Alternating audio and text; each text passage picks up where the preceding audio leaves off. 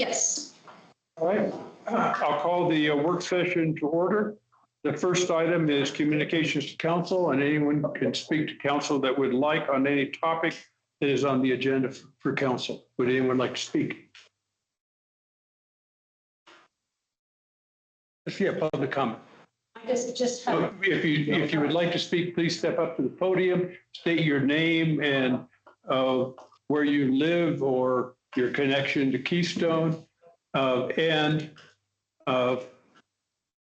you have 3 minutes. right, I hope I don't need to talk beforehand. My name is Paula Paul. I'm on the board of Tennis Townhouses on Tennis Club Road. And the reason I'm here tonight, it was to learn a bit, and I had some concerns about the policy, which I think may have been allayed. And the only comment I think I'd like to make, so my understanding from conversations with Mayor Riley and Mr. Crone are that Tennis Club Road, once you became a town, is now a public road. No, it was a little, that is not true. Oh, it's not. That's not what we said. Okay, that it's a private road. A town road that is, it's a private road in the town. A private road in the town. And that I was concerned because I thought it was still considered a county road. And the only comment I'd make on the policy is that maybe it would be useful to define private road in the policy or the ordinance or whatever it is, so that it's the clear understanding. And that's really my only comment. And I'm looking forward to working with Mr. Crone to try to get the entirety of Tennis Club Road under town management. Our part in front of Tennis Townhouses was we recently redid it, but every day when I drive down to the grocery and have to turn at the light, it's like pretty bumpy and in pretty bad condition. So thank you.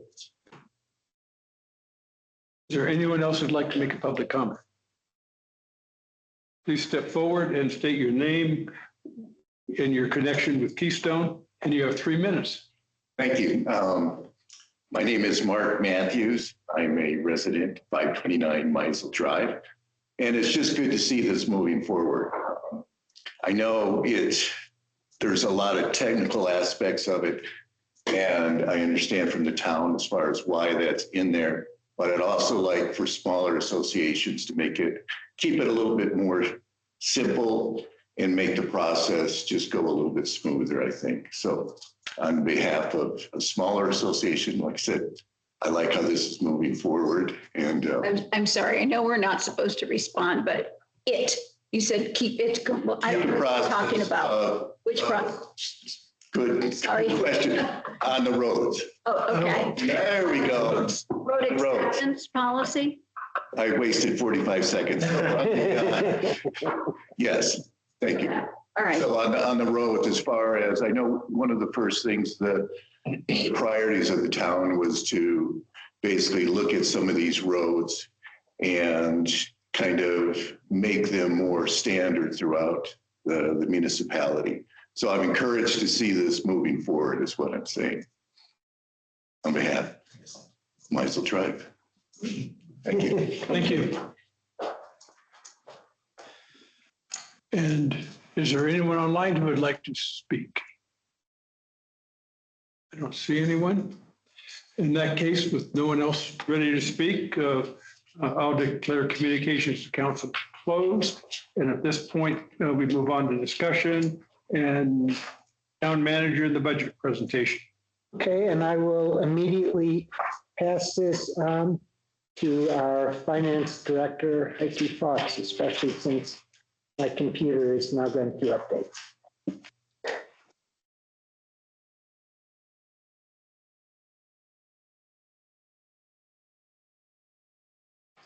I guess a brief introduction before she starts. Some of you have basically seen this and understand this. This is not meant to be necessarily a back and forth feedback type of issue. Our finance director is just going to explain what's going to be happening over the next 5 months as we produce and adopt our budget.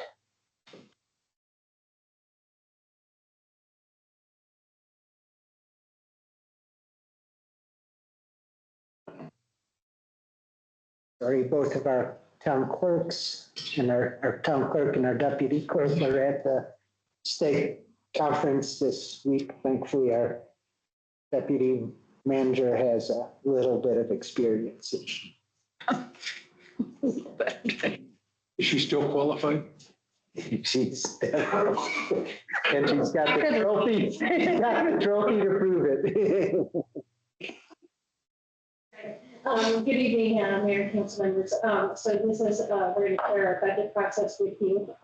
For some of you, this will be a nice refresher. For some of you, it will be new. Tonight, like Manager Crum said, it's not about proving the budget tonight. This is just to kind of let you know what the process is. And then if you have any questions, please just let us know. So the first slide, there we go. All right, awesome. So this is just kind of our agenda for the budget presentation. We're going to go over why we budget, where does the money come from, how much money do we expect, how the budget is organized, what are our priorities, what challenges we face, how the budget will be developed, and then council discussion. If there's any questions afterwards. So of course, the budget is more than just numbers. It aligns our spending with council's priorities. It makes sure that we're living within our means, and it gives residents transparency on where the tax dollars are going. So it kind of tells a story of what we're going to do for the year. And then this is a slide that goes over where our revenues come from. It's high level. Our largest source, of course, is our sales tax. We also receive revenues from lodging tax, licenses, permits, and intergovernmental revenues, and then investment from our interest that we have. You go back to the previous slide real quick. Yeah. Just for clarification, am I right that the only tax that's actually a town tax is the lodging tax? That is our only tax. The 2% sales tax is an IGA that we have with Summit County. It's actually their tax that gets directed towards us. And then you'll see on this slide, we actually are a little bit different than most municipalities because we do not collect a property tax. So all of our taxes through sales tax distribution. And through our general fund, that 2% from the Summit County makes up about 73% of our revenue. And then with all of our funds, we get approximately 7.3 million annually. And we'll go through those funds in a later slide too. So this one will just kind of show you the breakdown based on our adjusted general fund revenues for this year. You'll see that 73% is from sales tax. The next highest is through licensing. We get about 13% revenues for our licensing, 7% through other taxes, and then grants, interest, and transfers is about 6%, and then permits and franchise fees are about 2%. This one kind of goes a little bit more into how we receive our taxes, and just sort of reiterate that when Keystone came to town in February 2024, the tax rates did not increase. What changed was who gets the distribution. So instead of Summit County getting the sales tax distribution, we get the distribution. So it's still sales tax is still the 6.375. And the voters approved the 2% lodging tax. And with that, they was move it from Summit County getting that tax to us directly getting the tax.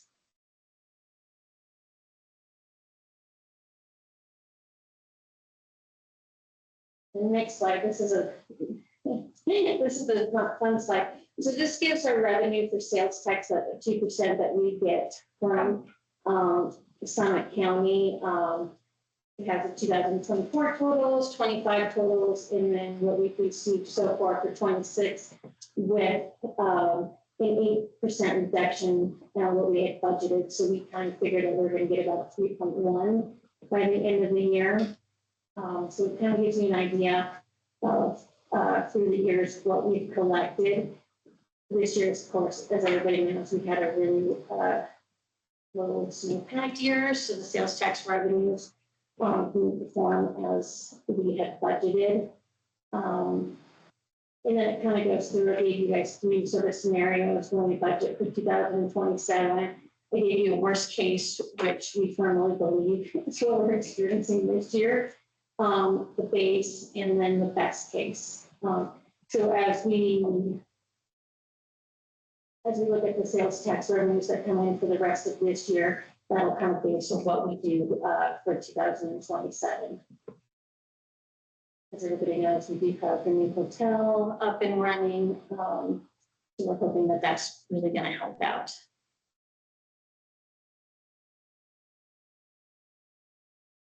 And your good old budget philosophy. So we really want to budget conservatively. We want to maintain our financial stability. We want to prioritize essential services. We want to preserve our reserves, which we have a good policy on that. And then we want to invest in our community strategically. How the budget is organized, we have 4 funds, and this is our fund breakdown. So we have the general fund, which is our main operating account. We'll go into that a little bit more, but that's for administration, public works, community development, public safety, and capital. We have the CTF fund, which is just the lottery state revenues that we get. Those are for open space and parks. We anticipate we'll get about 10,000 this year for that. So we need to kind of build that up before we can spend it. Lodging tax fund, you guys are all kind of familiar with that. We get the 2% from short-term rentals, and that's also restricted for capital infrastructure and public safety. And then we have our housing fund that we get from the Summit County Housing Authority, and that is dedicated to housing. Just one minor point, the lodging tax is also on hotels as well, so it's not just STRs. Right. It's a broad spectrum of things that are considered short-term rentals, but yes, that's a good clarification. So our operating budget, which is our general fund, as you see, it supports our daily operations. So that's salary benefits for the staff. It's maintenance and repairs for the roads, and then for this building too, as we're in a lease purchase situation. Supplies and services, road maintenance, and then public safety operation. All of it's the operating part of the general fund. And then also in our general fund, we put the capital budget in there too. And that's for the bigger projects, long-term, our building acquisition is coming out of that. Lease purchase, any equipment purchases that we do, and then any infrastructure that we have as well.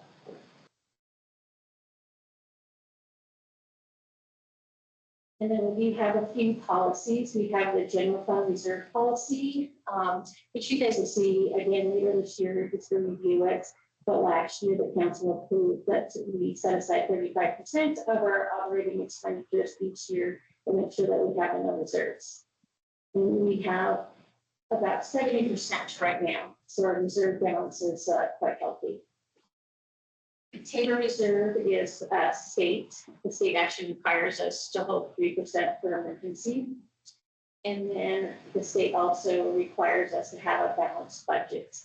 And what that means is that we cannot spend more than what we have. When you're talking about spend more than what we have, it's not this year's revenue. It's more than what we have above the reserves that we have to have. So we could significantly overspend our current year revenue if we plan to for capital projects and that sort of thing. Right. So our reserve policy is our policy. So if we do dip into that reserve, it's with council's approval. Well, not only that, but what he's saying is our budget is not just based on our revenue for this year. Oh, correct. Yes. Right. Yes. I have a question of the Tabor Reserve, that 3%. Mhm. Why can't that be the 3% we're holding back? Is that, does that have to be in a separate fund, basically? Then why can't we consider the general fund reserve policy part of that Tabor? It actually is. That 3% is considered in our 35% restriction overall. All right. The Tabor has to be a specific Line out.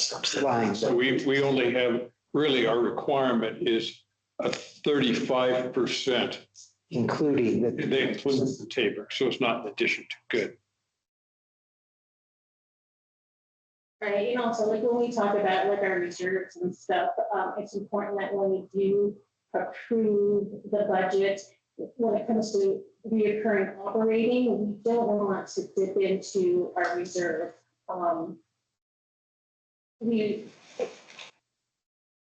Because then that's going to dwindle each year, if that makes sense. So when we do dip into our reserves for like one-time capital projects, that's a good time for that. If we have an emergency, it's a good time for that. Does that make sense? And then the next slide is, so based on the comp plan that we just had done, these are what the community has identified what their priorities are, which is on top. And then at the bottom there is council's priorities that you guys have talked about over the last couple of years.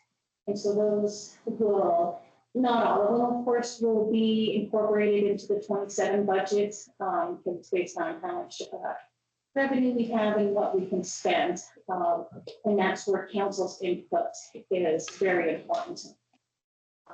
To which priority you want to focus on for 27.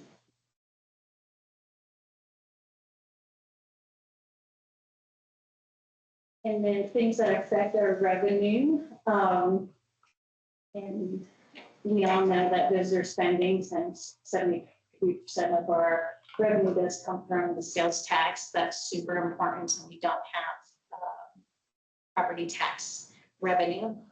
We found that this year, that when we have a bad snow year, it really affects us, and naturally economic trends, and then lodging activity are big ones too. Our challenges, of course, will always be our revenue. We're so dependent on tourism, inflation, and then our infrastructure needs.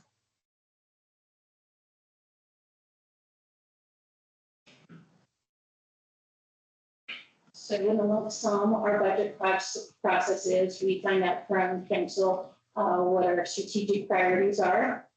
We do, between the staff, we do revenue forecasting. The departments put in their requests and come up with their budgets. Then we put together the draft budget to put in front of you. And then when you guys review, we have a public hearing so the public can have a say in how we develop the budget. We have to adopt the budget by December 15th. And then we just monitor and make amendments throughout the year if needed. If I can jump in here on a few things. First of all, Heike already denied my departmental budget request for a helicopter. But the public hearing is not the only time people are allowed to comment. They can comment right up until the moment of adoption by the council. You don't have to incorporate their comments into your decisions, but we do have to allow them to. And those comments would be during the public comment period that we would have prior to a council meeting. And actually, yes. One comment. And also says council review. That's an iterative thing too. It may go back, have to redo the draft a bit. Yes. So it's a circular. I just Yeah. to be seen as It's not linear. one, you don't have one shot at, Okay. We'll be looking at a supplemental budget later in this year. What's the timing for that and how does it influence this budget process? So that's, it's separate, but same thing. It needs to be, we do a supplemental budget. It'll have to be approved by December 15th. Will we look at it before then? Yeah, The point being, if we have had to supplement the budget this year, we will want to consider that as we set the next one, will we not? well, it What is our depends on what, opportunity to do that? Well, it depends, right? yeah, because we actually did a supplemental budget last meeting, last meeting. Yes. but But there are others we have yeah, said that will be bumped toward the end of the year. yeah. Knowledge of that can influence our thought process for the Absolutely. Yes. Am I correct, though, that we only need to do a supplemental budget if the expenditures are projected to be higher than what we appropriate? Yes, and that's not line by line. Overall. So at this point, we don't even know whether a supplemental will be necessary if we don't expend everything on every line item. Is that accurate? Correct. Yeah, it's. Thank you, that's helpful. And right now, from my knowledge of the direction that we're going in, I don't anticipate a supplemental budget. Yeah, your quarterly reports are super helpful for that. But with that being said, I know that there's some RFPs out there for, some capital. So depending on what they come in, that's going to be the driving points. But currently, from what I see, I don't think we're going to have to do a supplemental budget. Yeah, thank you. We might have to do another one for the housing, for the habitat, that 250. I know that's discussion at a later time, but. And that will just formalize the decision we make about Habitat for Humanity and where the money's Yeah, going. and actually, to tell the truth, I don't anticipate that expenditure happening this year, even if you do approve it. So considering they haven't Broken ground. broken ground or anything yet, they're still early in We'll get the to that. design phase, so. Yeah, and when you do look at the budget, when it is, will be 3 years that we're seeing there. You'll have the 27 are projected. You'll have 26 budget as it was approved, and then you'll have what we expect that we're spending for 26. So you'll see that little modification there, and then you'll see the 25 actuals. Yeah, that's very helpful. You'll Thank be you. able to compare year to year. Just keep in mind that not every year is going to be the same because it depends on what our priorities are, what projects we have going on. Some things are recurring, but things will change depending on what we do and how we do it.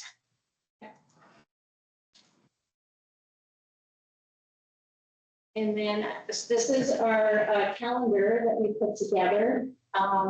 And you'll see that basically we have 3 workshop sessions for you guys to talk about the proposed 2027 budget. And we know that when you first get the first draft, it will change.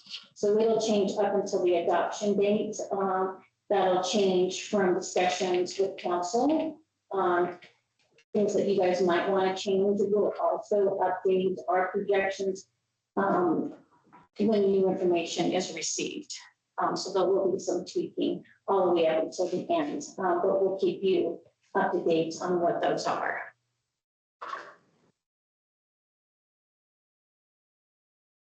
So hopefully that October, all those dates work for everybody, but if not, we can always modify it too. This isn't set in stone. But those are normal council meeting dates. Not really. There's only a week between them. Well, one of No, them. one is of them really is- Oh, yeah, one of this is when we have. Oh, publication. I'm sorry. Yeah, the only one that cannot be changed is the adoption on December 8th. We have to. Could you adopt it earlier? We can adopt it earlier, absolutely.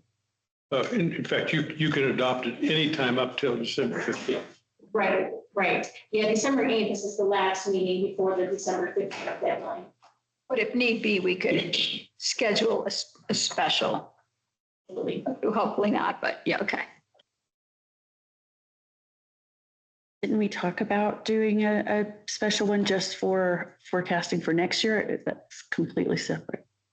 Recall, yeah, but no. You're referring to Oh, our last meeting, we talked about an offsite. And it doesn't even need to be offsite. We can do it here. I'll get that out to you all tomorrow. Okay, we do need to have that conversation. Yeah, and that's just capital priorities. That's, For next year. well, for, Look beyond. So I'm just trying to keep up with all these and keep in a current perspective and not to get too close to the weeds or the minutia of a sales tax from the county. Do we have a breakdown of how that's usually spent from visitors?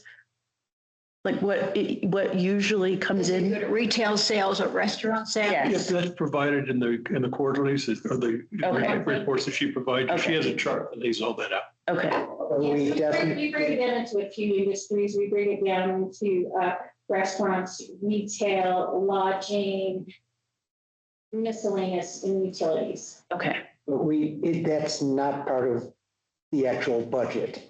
Right. I'm just trying to get an idea of these moving parts too.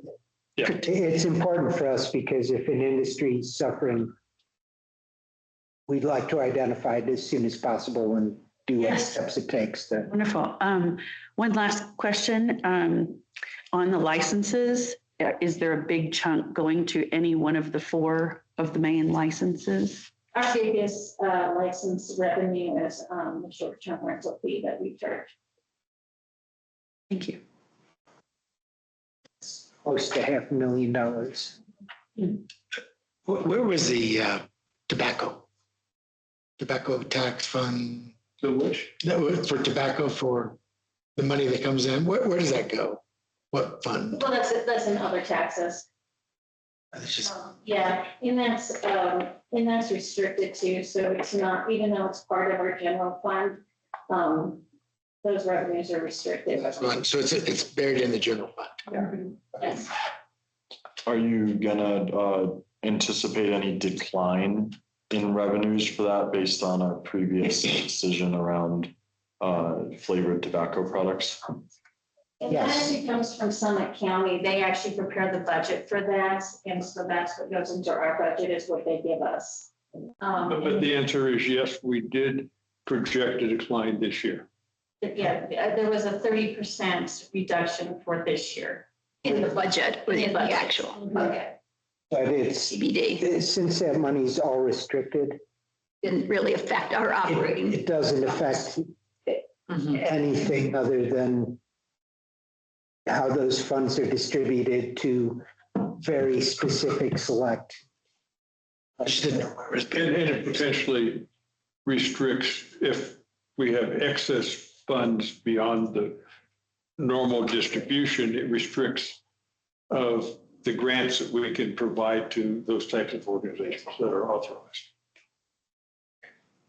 Right, this is a tough question. I don't know that there is an answer.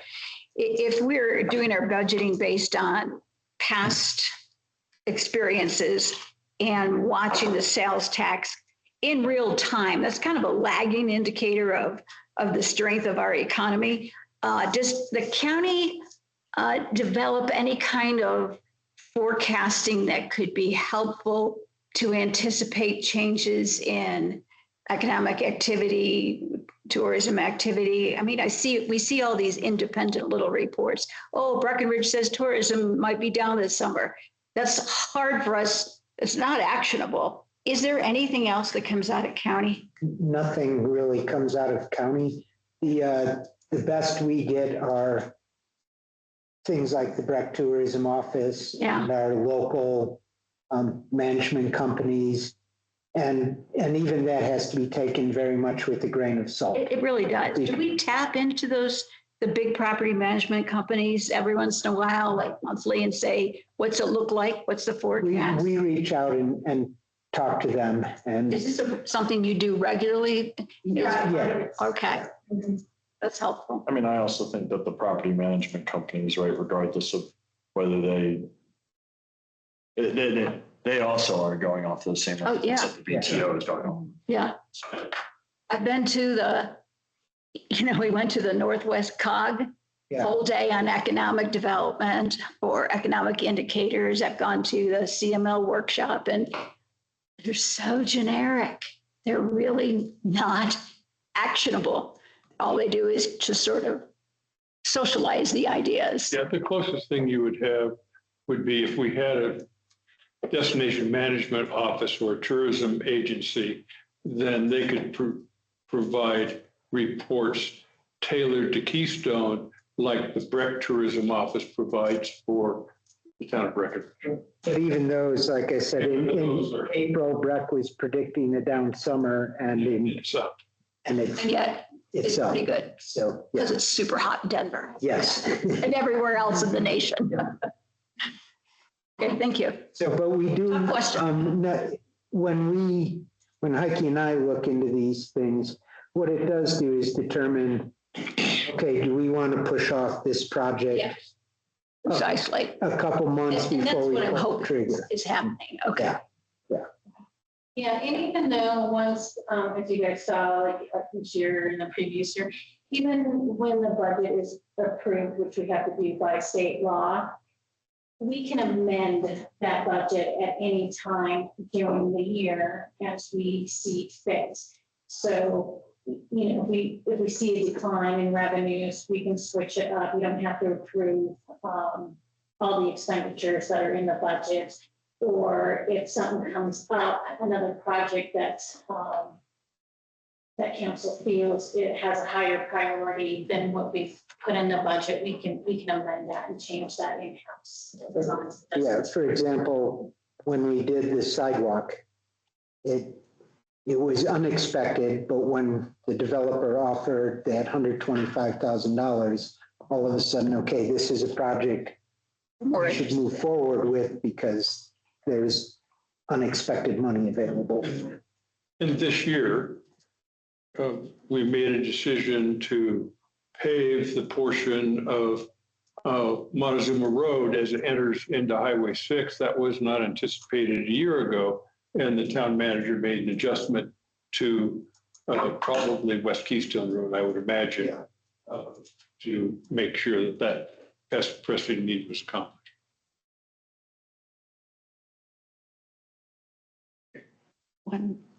Go ahead. One last lap around this speculative of what we could expect. Is there a way to track the two different passes from the two different mountains there? How many people have purchased the passes for the following year? No. That's proprietary. Yeah, it's Okay. confidential and they'll probably never share that information. Yeah, for instance, visitor members to Keystone, we don't have access to. And even if they were to report it, that doesn't mean that I bought an Epic Pass and so I'll be going to Keystone. No. It'd be too scary. Very fair. Yeah. Yeah, but some of the, I mean, there's a Some pass is a that Keystone is, there's a Keystone pass. Do they? Does that sell many? Keystone's revenue is definitely challenging, Yeah. because we don't have reoccurring property tax revenues. We just have the sales tax. So it's been a little bit of an adventure over the past 3 years to see what's coming in, and we're gonna continue that. I feel like 2018 was the last predictable year of predicting like revenues, because after that, with COVID and just the way our economy is, it's been up or down, and it depends on where you live. Some towns have done exceptionally well with their revenues over the past 10 years, while others have decreased dramatically. So there is just, sometimes there's no rhyme or reason.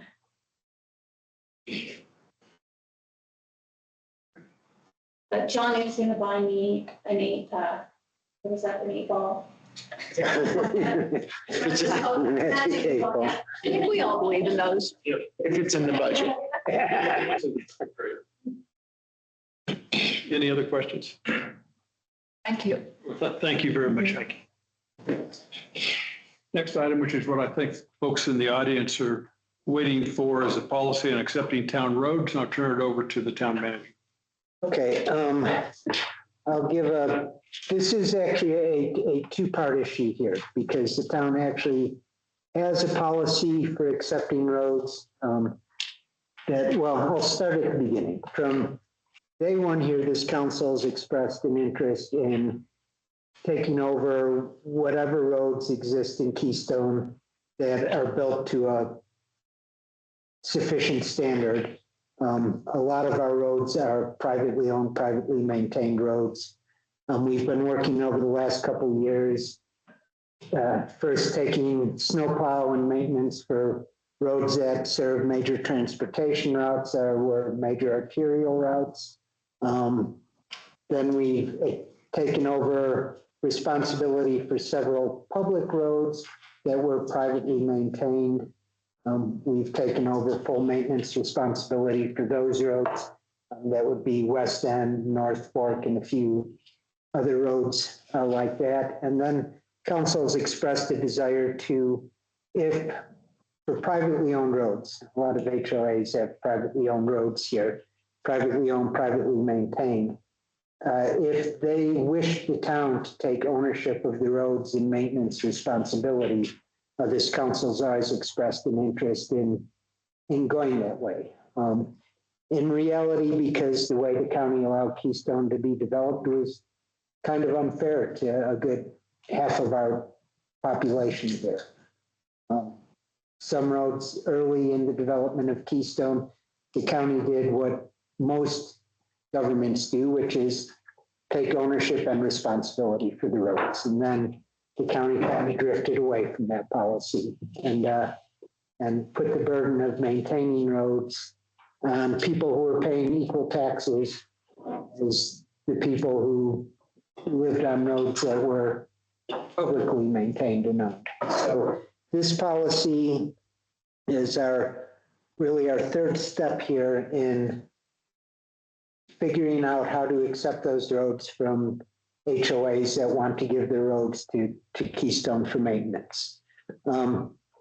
First step we have to do is pass an ordinance repealing the county standards that we had adopted when we just adopted the general land use code overall. A lot of those policies were, well, not Keystone specific. It was something, but it's not Keystone specific like most of our land use code. So the first step is repealing the old thing and at the same time passing, that has to be done by ordinance because our land use code was adopted by ordinance. I'll let our attorney talk about that after I finish this. And then we're going to pass a resolution setting our policies and procedures for acceptance of private roads. And the procedures I shamelessly copied extensively from the procedures that our attorneys wrote for the city of Centennial. So I don't feel so shameless. But I'll go over just the basic highlights on what we're going to do to accept roads. I'll let our attorney talk about repealing our current ordinance, and then we'll get into the weeds a little bit on the policies and procedures of acceptance. But you can all read this, but for anyone who's going to be watching this later, if you have a control a privately owned road, the owner will submit a written request identifying the street and providing any documentation they have. Town staff will review the request inspect the receipt and evaluate whether acceptance would create significant cost or maintenance concerns.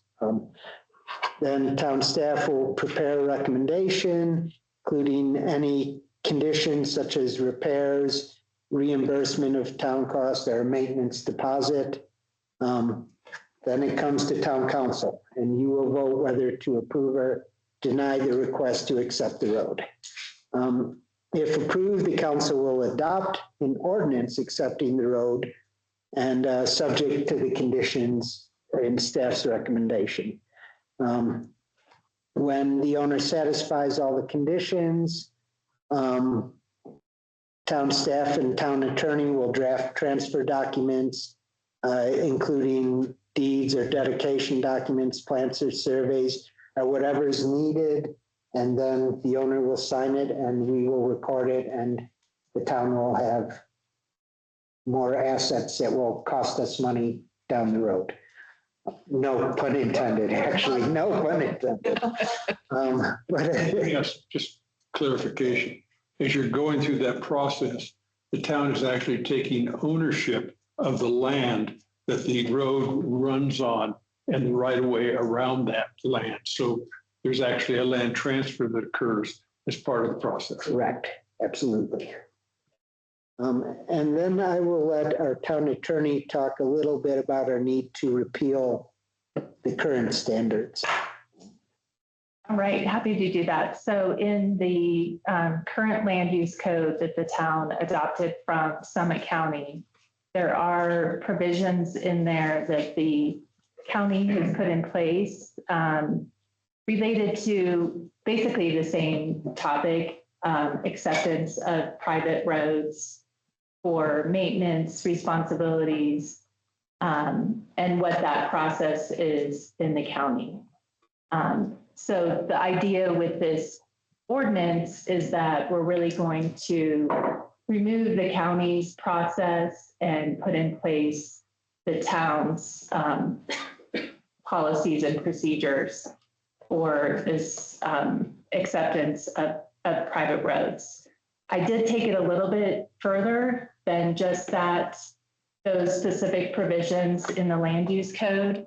There are provisions in the current land use code related to acceptance of roads when there is a new subdivision development, and acceptance of roads for local improvement districts. We can handle all of those things without an ordinance. For example, if we have a new development in the town, we can do that through the development agreement, through a public improvement agreement. It doesn't need to be spelled out in an ordinance, and that way the town can do it the way that it wants to and for the needs of the particular project. Also, we don't have any local improvement districts in Keystone, and so there really isn't a need for that. Should there be a local improvement district, then we need a process for accepting roads for that local improvement district.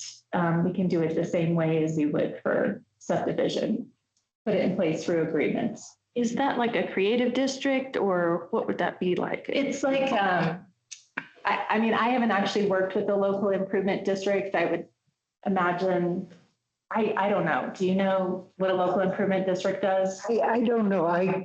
This might be one. For instance, my neighborhood has above ground power lines, and I'm trying to organize just my single block to bury those power lines. Yeah. And I could see that being a local improvement. There are general improvement districts, which a small area pays for upgrades, like a fence or things like that, for that particular area. It kind of takes the place of an HOA. I think bear with me, an example of this is Disney in Florida. They have a local improvement district which funds a lot of the infrastructure in that area. So I think that's more like a special district. This is local improvement districts in Colorado tend to be kind of one-offs.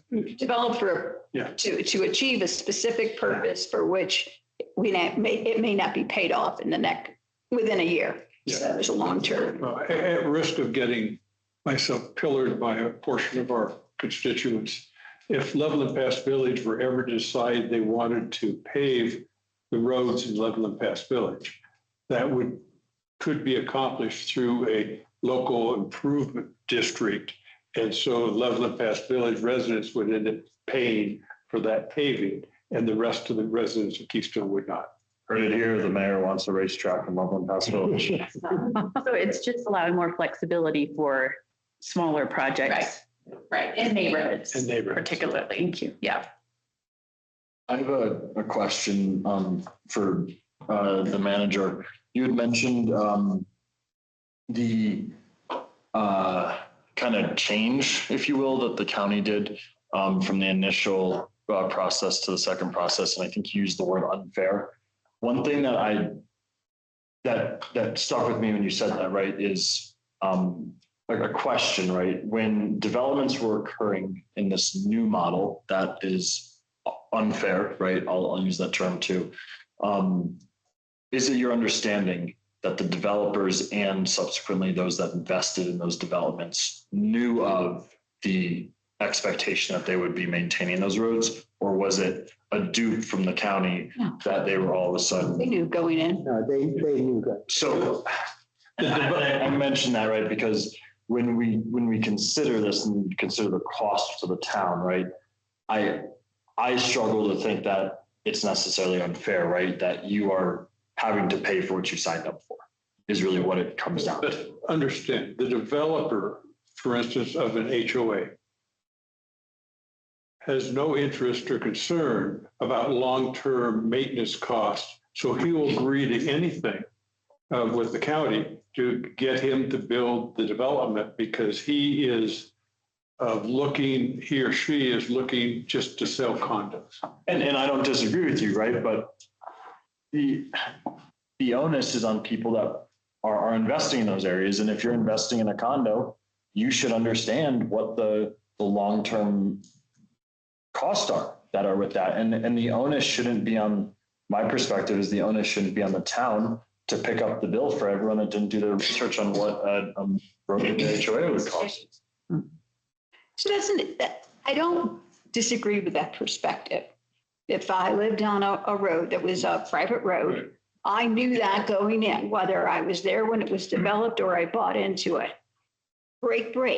Another way of looking at it is across the town, we have kind of a have-not situation where some roads are getting plowed by the town and some are not. And I from the beginning, we addressed the fact that we would like it to be a town where the roads are plowed, with the caveat that we would accept roads that are to standard.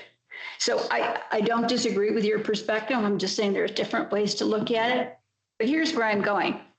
For a couple of years, we've been saying, and we have said this multiple times to community members, if a private road owner wants us to take over it, they would have to A, ask, and B, bring it up to standards. So I'm seeing a shift in that.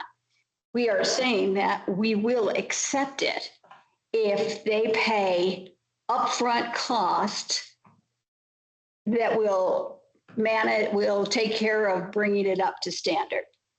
That's what it looks like. So please help me. Is that accurate? I don't know if that's right or wrong. Yeah, that's not accurate. So please help me out. So we didn't have a policy for accepting those roads. I got that. Regardless. So this calls for them to bring it up to standards. But it enables each road that comes before us is once again an individual decision of the town council. Mm-hmm. And we discussed at our last workshop about this, that there might be cost savings if the town takes on the work of bringing up standard. Okay, that's what I'm getting at. So, but there is no requirement. So it could be case by case, but we all know the precedent matters in the long run. So my question is, will it be up to the owner to have the option of saying, based on your recommendations, we had the engineer look at it. we'll take care of it, bring it up to standard, then ask you to take it. That's still an option? No matter what, that is the preferred option. Okay, but it seems to me that we built in, and I'm not saying this is wrong, I'm just trying to understand. It seems to me we have built in the option that they can request for us to just take it now, having the engineering assessment done with either the check or the certified check or the whatever, those couple options that will manage costs for 5 years. And the inference there is those funds will be used to bring it up to the standard after we've accepted it. Am I misunderstanding that? You are misunderstanding. Please explain. The way the policy is right now, after our workshop, they have to bring the road up to good condition before we accept it. And I'll dive into good condition in a bit. We may require a 5-year bond if there's a question of the road. So I'm going to recommend a couple changes. And one change is going to be that we will specifically define good as being no anticipated significant repairs expected over the next 5 years. Okay. And that bond, there might be roads that appear in good, that are right at the border of that type of thing. Mm-hmm. And we might not require them at our discretion to bring the roads, to improve a road that is probably 3-4 years out from needing improvement, or possibly even longer. That is longer than, we might think this road will be fine for 5 years, but it's kind of at the edge. In that case, we may require a bond before acceptance of the road to ensure that the road maintains that condition for 5 years. These, rather than make them rebuild a road earlier than it needs to be rebuilt. And when you are making a few small corrections, the language changes throughout as to whether the decision, the assessment of good or not is going to be based on an engineer assessment. And in another place, it says the town manager will have the authority. That's my second change I was going to recommend, is that we take. You don't want to do that. No, I want to change all the engineer to town manager, understanding that in lots of situations, the town manager, before I make the decision, will go out and get a certified engineer to come and make the assessment for us. Okay, so just to one more step. So I own a small street. There's three of us on here, and I go to you and say, could you assess this? And you're going to hire an engineer to assess it when we're still in the decision making. Yeah, and it also kind of depends on the situation. If I know that road has been redone in the last several years. Let's say that road has been private for 20 years. You don't know anything about it. I'd get an engineer before I make my recommendation. Get an engineer, and at what point am I going to pay for that engineer so that this is not a town expense? Well, you'd pay for it right away. Okay. You would pay for it right away. The town. No, these are. The owner. I'm the owner in this example. Yeah. Okay. I do not own it. This is not about me. I'm just. Yeah, you have to understand if you're going that far, if you've made the request at this point, because that's the only time I consider it. You could come talk to me. I could give you my thoughts. I could say it looks pretty good, or it doesn't. We're going to need an engineer to check this road out because I know nothing about it. And then they have the option of hiring an engineer or going to you to hire it, and they'll pay for it. No, we would hire it and they would pay for it. Okay, that might need to be tightened up a little bit. Question? Well, I actually want to push on our attorney, because since you, I think, helped reaffirm the Centennial one, Questions, it's been in action for a number of years. How successful? What are the complaints? How's it worked? What do we need to avoid? I think that this policy is actually really flexible and provides the ability to request information and documents based on the needs of the town in terms of making the decision, documentation in terms of taking over the responsibility for the road. I mean, there are, just as the town manager explained, there are going to be different types of roads that are being evaluated, and some, there is no real concern in terms of the condition of the road, in terms of the ownership of the road, in terms of where the road is, in the surveying and knowing the boundaries of the road. So it's all, it's a flexible policy. One thing I did want to mention, though, is that the manager's recommendation is the manager has to find that the road is in a good condition. Council has final discretionary authority to decide to accept a private road as a public road and does not have to take the town manager's recommendation. So it's the council's decision, really. Back to the question, Centennial, have they had issues? I mean, there are always issues, but no, this policy is working. This is a policy that's in place now. There have been adjustments, modifications to the policy, and this was in place now. I follow up on that. I think many of us will have a priority concern of surprise expenses that could be associated with executing this policy. Have there been, or is this already tightened up when there was that experience? It's been tightened up. I mean, what you want is that preliminary evaluation of the road to understand what type of surprise expenses there could be. And if there's some unknown in terms of that evaluation, that's when you would want to request money from the owner. In terms of a bond or letter of credit. I have one more question, though, then I'm done with mine.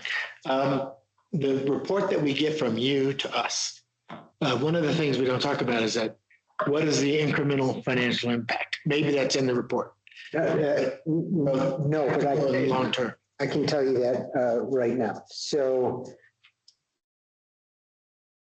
it's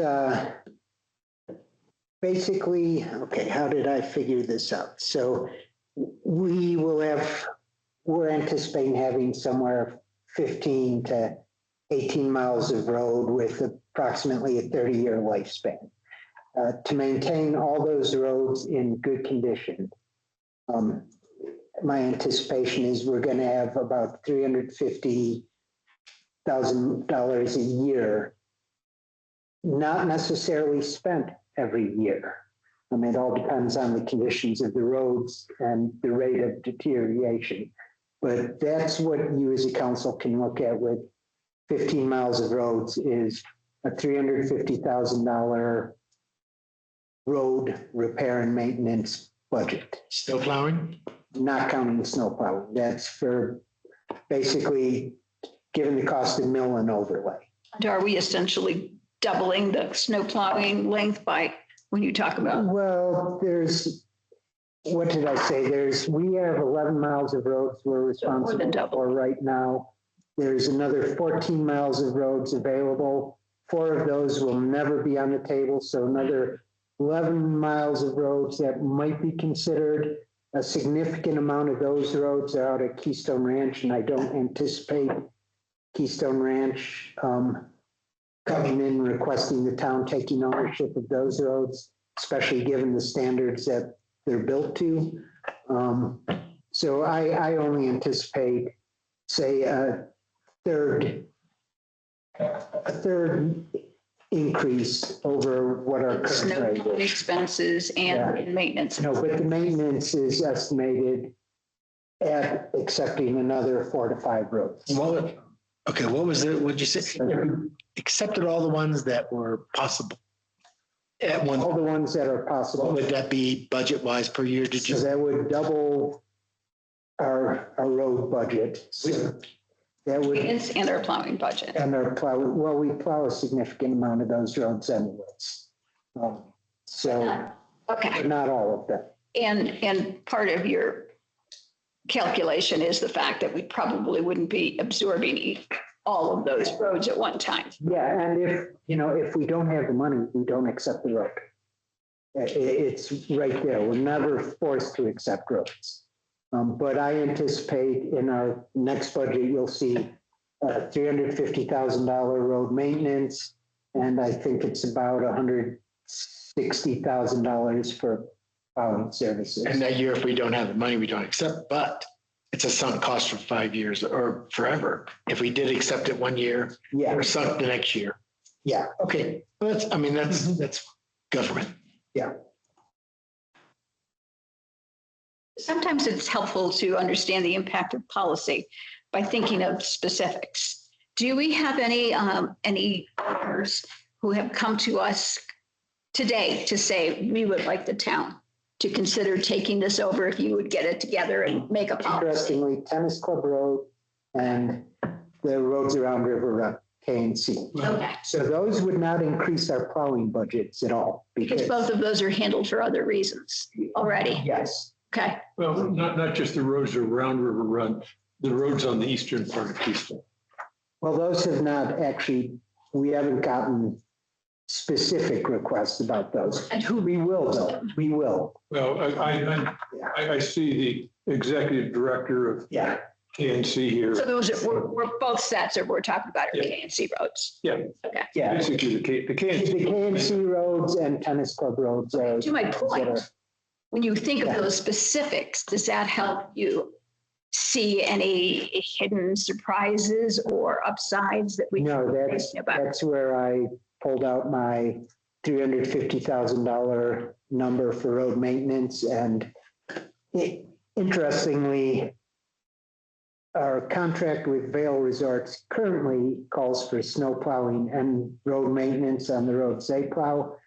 This year, we're going to be changing that and taking the road maintenance out of it and just hire them for snow plowing. So that there will be a slight cost savings in that budget.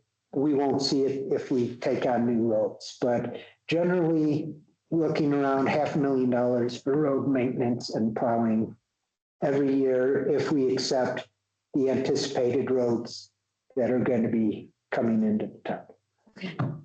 Am I right? Just, you mentioned we're maintaining about 11 miles of roads now, about $140,000 just for the annual maintenance type stuff for plowing and maintenance. So that's roughly $13,000 a mile for the roads. Yeah, I think our maintenance budget is under on that though. So I'd say good Just trying to give a 15,000. rough idea. So that's roughly 15,000 a mile. 15 to And 20, then, yeah. when you're looking, it's roughly $30,000 a mile for long-term infrastructure maintenance, remilling, and that you need to plan. 30-year plans. 30-year plans. So from that standpoint, for every lane mile you're taking on, the cost is probably less than 50,000, 40, somewhere between $40,000 and $50,000 a month. One comment and then one question. The comment though is back to your, our fellow council member. I do think this will benefit people that may feel like they have a financial anchor that they're just dumping on the town. So this is a policy issue we're deciding on, and it does make sense. But the question I had, specifically Exhibit A, it talks about rec paths also. Is that, I mean, is that, we were talking about roads, but it talked about rec paths as well. Is that what is? I think that's the ordinance, that's the current. So that, does that impact? I mean, the acceptance, I guess the question was, are we going to be applying the same rules for rec paths with this? Yeah, I think so. We haven't talked about We that. haven't talked about it though. Most of our rec paths are rec paths at this point. Well, I just wanted to understand. I mean, I don't want to have an oversight here where we're doing something and changing the policy that also impacts something we haven't really talked about. Yeah, we haven't talked about rec paths because I really want to get that trails and open space I want to wrap my head around what the rec paths are going to So be. should we be Does it matter that it's in creating a my? policy? That's, Does it matter? I guess it's a question I'm asking. It looks like it's the title of the policy. It's included in the title, okay, but it's not mentioned anywhere else. No. okay, yeah, no, that was I put that in there because the ordinance repealing it dealt with rec paths. So actually, should just take rec paths out of the title of the I policy think that's wise. right now. Go ahead. So under the big category of no surprises, we've talked a lot about maintenance and what we can anticipate. What about legal costs? So we are well aware that there have been there's at least one road we're aware of where the ownership was a puzzlement and required a lot of legal effort. So how do we ensure that that legal effort belongs to the owner and not to us? That is in the policy that they have to provide the documentation showing all of that. The one we dealt with though, There was a turns difference. out we were the owners. Yeah. Yeah, So where I'm going is they provide legal documentation and Jennifer, I'm assuming that you do some due diligence with that. Is that a concern we should be working into the? Certainly you can request that the town accept escrow for payment of the town's costs, such as engineer expense, town attorney costs. I mean, there are other documents that need to be prepared for this type of transaction. So that could be requested if somebody submits an application. I think we should. I mean, like I said earlier, with our fellow council member, so this is a good thing for them. so I think that would be under actually the resolution adopting it, where the town manager and the town attorney are authorized to establish any protocols or procedures necessary for the efficient implementation of this policy. Procedures is a little different than requiring escrow. Does that have to? No, be that's a called procedure. out? I don't think it does. I think Okay. it can be, I mean, a bullet could be added to the application information. Yeah. So I'm very much in favor of getting a policy. This sounds like not only is it tested over time, but it will work for our community. But there have been a few little things we've just discussed in the last 20 minutes that need to be cleaned up. How do we move forward on that? I have this in the evening session, but we're talking 3 or 4 changes now. I think it's best just to push, especially since the ordinance requires 2 readings. Anyways, Perfect. Okay. so we can push the resolution off to our next meeting, incorporate those changes so we have a clean document without. But the changes you're talking about are in paragraph 2D, Yep. town manager versus engineer and the definition of good of. They're pretty critical. Yeah, but no, I'm not arguing, I'm just clarifying Yes. what to expect Yeah. in a rewrite. And so we have that. What other changes? The elimination of rec path. Elimination of records. So really, just 4 changes. Change all reference to town engineer to town manager. Define good as no significant repairs expected over the next 5 years. Take rec path out of the title and add escrow to cover town costs may be required in the submission. I think those are wise. they're pretty simple, but yeah. It will be relieved. And it will be escrow may be required, not. Yes.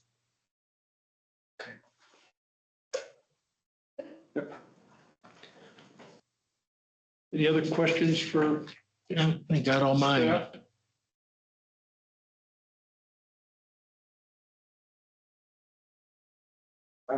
All right. It would take us, But we could do that if we want. yeah. The next item is the approval of roads contracts to the town manager. Okay, so we put out an RFP or RFPs for a mill and overlay of West Keystone Road from the intersection with Highway 6 to just over the bridge. And for mill and overlay of the underpass on Montezuma Road. That should have been Scott, but. We've talked about the policy. I think I jumped the gun because we talked about the policy for accepting roads, but we never talked about the ordinance repealing. So Okay. before we go on, can I suggest we go to the staff report on the repealing of the sections of the land use code? And that did not get included in the workshop. It's in our evening session. Right. But our town attorney can give It was in you, the workshop package that we got. okay, it was, so. And I talked about it briefly during the discussion that the repeal is the sections in the land use code that relate to both the acceptance of private roads, the acceptance of developed roads in a subdivision, and then also that local improvement district. And so that's what the ordinance really does, is take those out of the land use code. So there's no conflicting provisions. Town can adopt its own policies, and there's no confusion. No balls dropped. Right. Yeah, because I couldn't tell there, because I saw there were some being taken out that we don't have, but you've explained it. So there's no balls that are being dropped by this either. Correct. Conflict or balls Yes, dropped. correct. Any questions? Now, go ahead. Okay, so we put out RFPs for these two stretches of road for a 2-inch mill and overlay. That's pretty much top level repair you can do on the road. If a road can't be repaired with a 2-inch mill and overlay, then it's similar to this section of Ranch Road that we repaired last year, where you are basically rebuilding the road from ground up, taking out road base, new drainage patterns. This accepts right-of-way drainage, and it's just replacing the asphalt.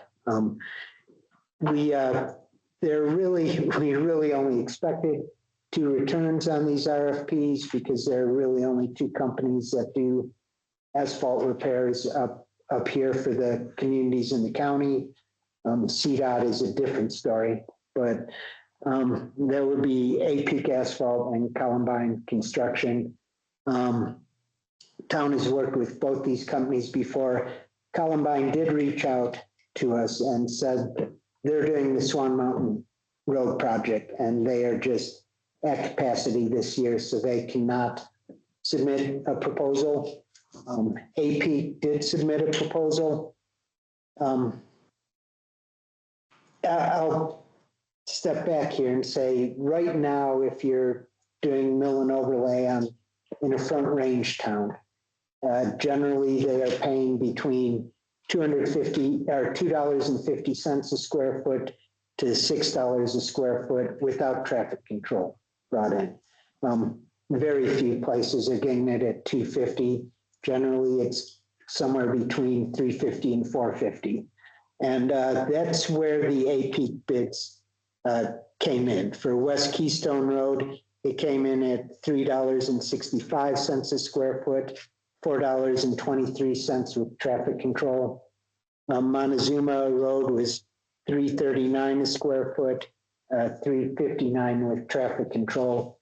The difference is Keystone Road is going to require a much more comprehensive traffic control than the underpass, because you can still get off Montezuma Road without using the underpass. So point is, these prices, I feel, came very much in the expected range. Total cost of the road, both projects, would be $327,301.46. We have $825,000 budgeted for road maintenance and construction this year.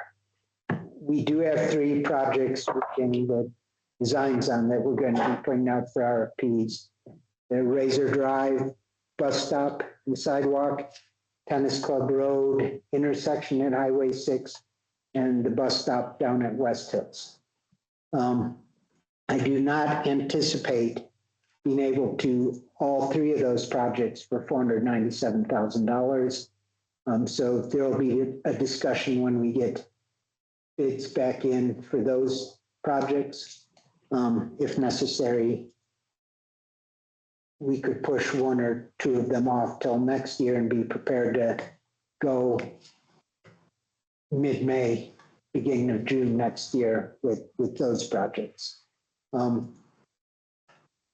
As I said, the 327 is pretty much what I think we need to expect to be spending every year for maintenance of our roads, if not a little bit more.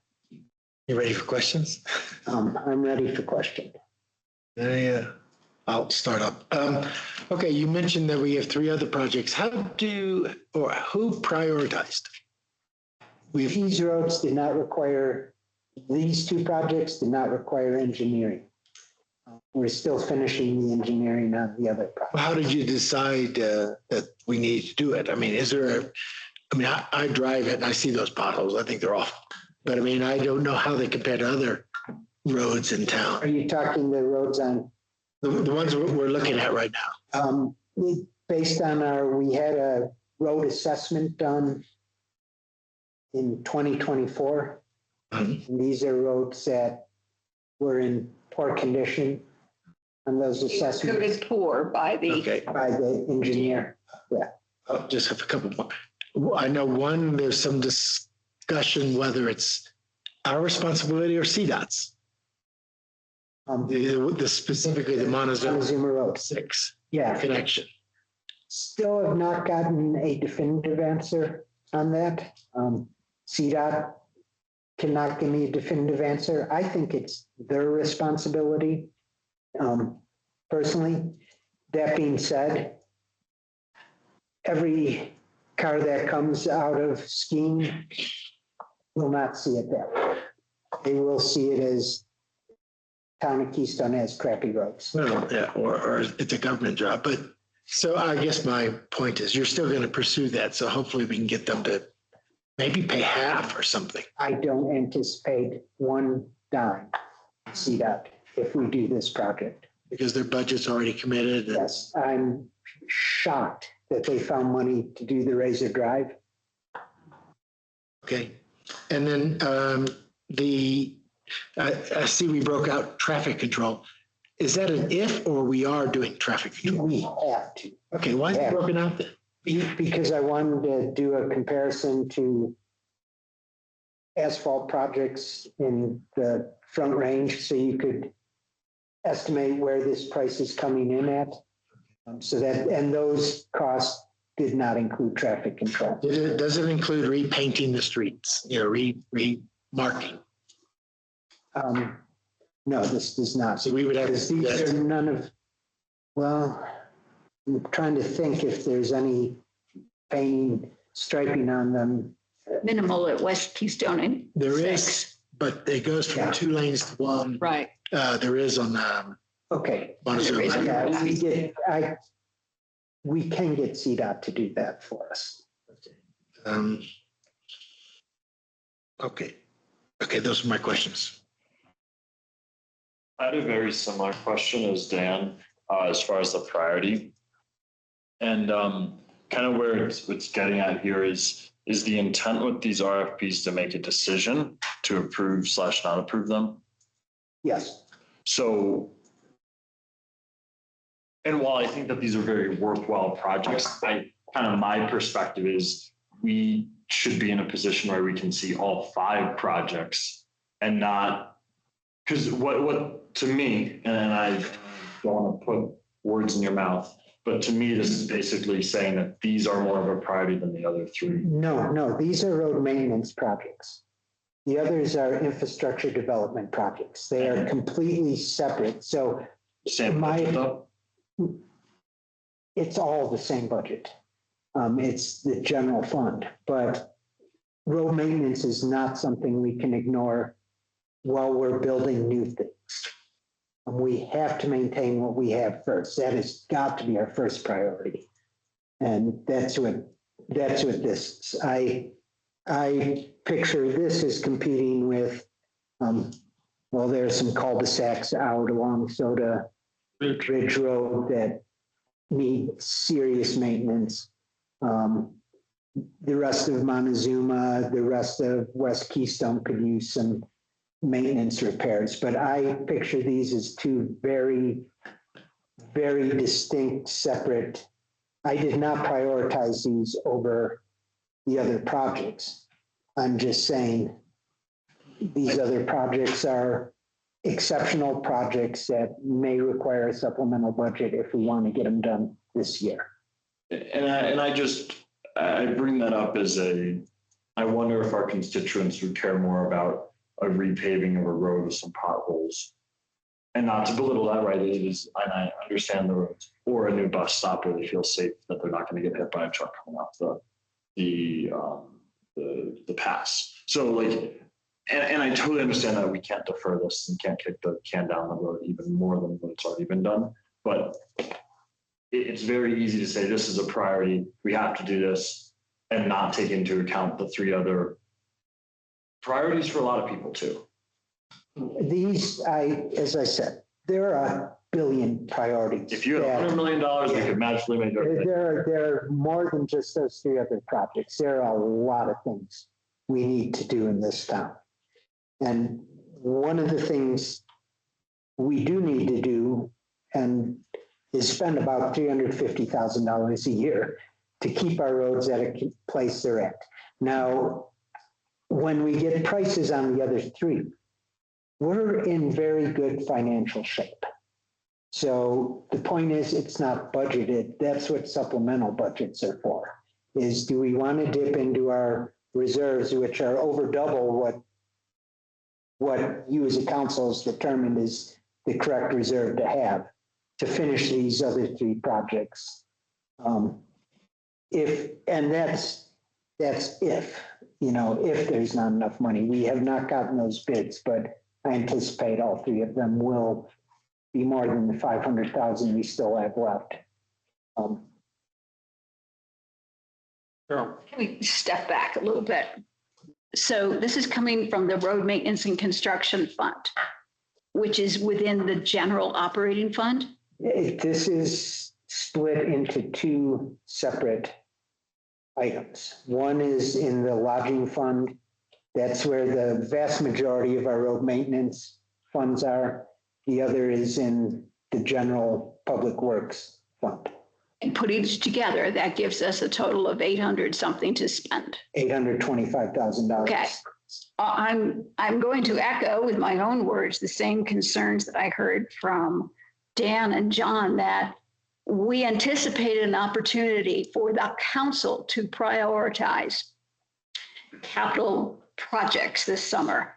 And yet, just because of timing, since they didn't require the same kind of engineering, we are being asked to make these 2 decisions without understanding the full impact on future decisions about the other 3 projects. Even more so, another reason for this is there are no outside funds that can be used for road maintenance. We cannot go, and there are no grants available this year. Okay, anyways. are there grants available for any of these? Not this year. There very well could be in coming years. Yeah, but that that opens the window that maybe we'll be considering bumping one of those other 3 projects to next year. We don't have to. We have the money to do them this year if you want. We do have the money. That's not how you opened this. You said. It's not budgeted. You have to listen. We have over double the necessary reserve. Okay, so there's a significant amount of money that we are just sitting on, just sitting on.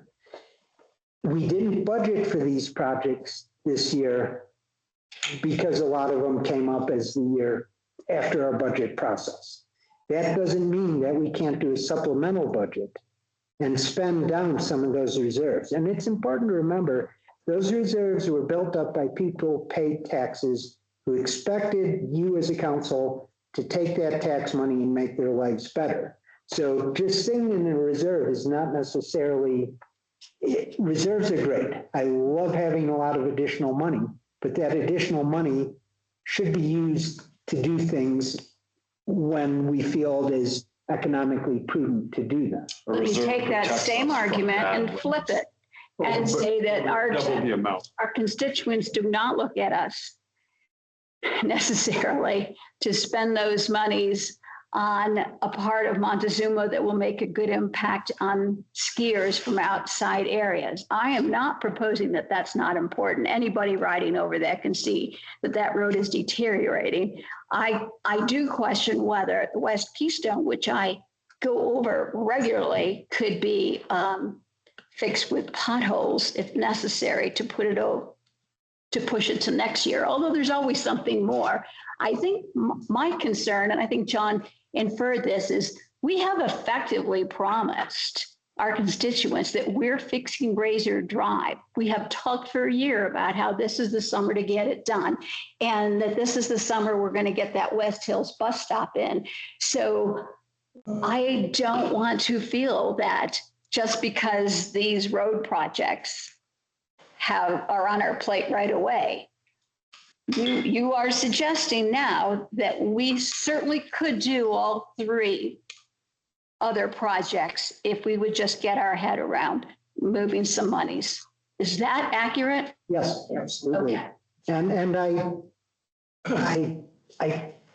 want to talk about your comment that Montezuma Road only benefits people who are visiting. I was repeating the statement you made about how it makes an impression on skiers. And Well, we have to be concerned about that for its economic, but we also have to be concerned about the people who But live it's here. not just skiers, it's people who live here every day. I'm arguing that point. Yeah. I agreed with that Yeah. point.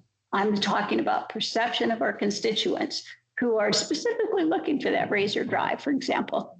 Could you update us on the status of the Razor Drive CDOT operation? Yes, we are still tweaking the engineered plans. CDOT's not going to happen till next year. That's when they're going to start it. Yeah, That's been Yeah. out front from the beginning. That shouldn't be a surprise. there are 2 stages, 2 parts of CDOT. There's what CDOT's doing and there's what we're doing. We're doing our part this year, the sidewalk Yes. to the bus stop, but we won't see that. Then how do we know they have the money if it's next year's budget? Are they doing the engineering and the design work this year? CDOT's doing the engineering and design right now. There is something happening. And they've committed to it. So it's a safety issue. They have that in their budget. Everyone who lives here, when they go out to eat at our restaurants in River Run, or go to our festivals in River Run, or go park and ski at We River don't Run, need to argue that. or live in Alders, But you but half of that our is more population. important. Well, I think it is. I think that Montezuma Road underpass is probably our most traveled piece of local road in the town. Let me ask one more question about priorities. We also talked about median repairs. Does that come out of this, the road construction and maintenance budget? That'll be a whole nother, no, that'll be a whole nother issue. No, I'm not asking if it's a whole other issue. I'm asking about whether that would come out of the same budget line.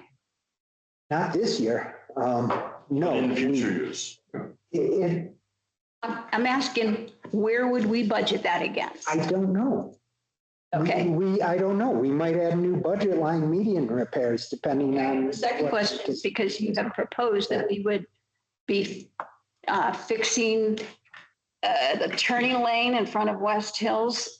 Are you looking at that for next year? Yes. Okay. Other questions? Thank you. I just want to double check that I understood. At some point during this discussion, there was a note or comment about, I believe you said half of the funds or roughly half the funds for this line item in the budget come from the STR fees, taxes. Is that correct? Actually, a little over half. A little over. More than half. So More than half. I'm just going to say half, and I know it's a little over half, but I'm just going to say half. I think that one of the important things when we look at this and when we ground ourselves in the use of these funds is back to the STR ballot initiative and putting that tax in place. I'll say back in place because it was here with the county. And I know we can do capital improvements like a repaving or resurfacing, but the intent, and my understanding of the intent, I should say, and I think the intent that we presented was to make investments and noticeable improvements, a sidewalk, new bus stops, investing in infrastructure, investing in public safety. And while you could say, and rightfully so, that investing in a road that has less potholes is an investment in public safety. Yes, you could say that. But I really think that the intent of those funds was to make noticeable improvements, infrastructure improvements in the town. And I personally see that as new sidewalks, new bus stops, new crosswalks that are safer for pedestrians.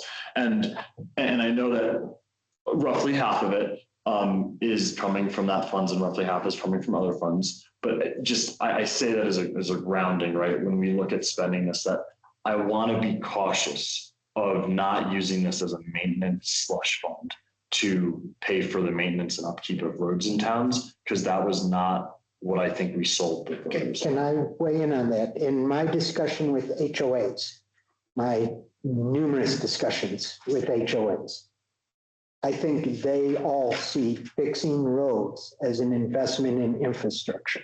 I think they see it as the most important investment in infrastructure right now. That's the feeling I get from talking to the population. To HOAs, which that's like asking a cook if cooking in a restaurant's the best job ever, right? Like you're asking to buy something.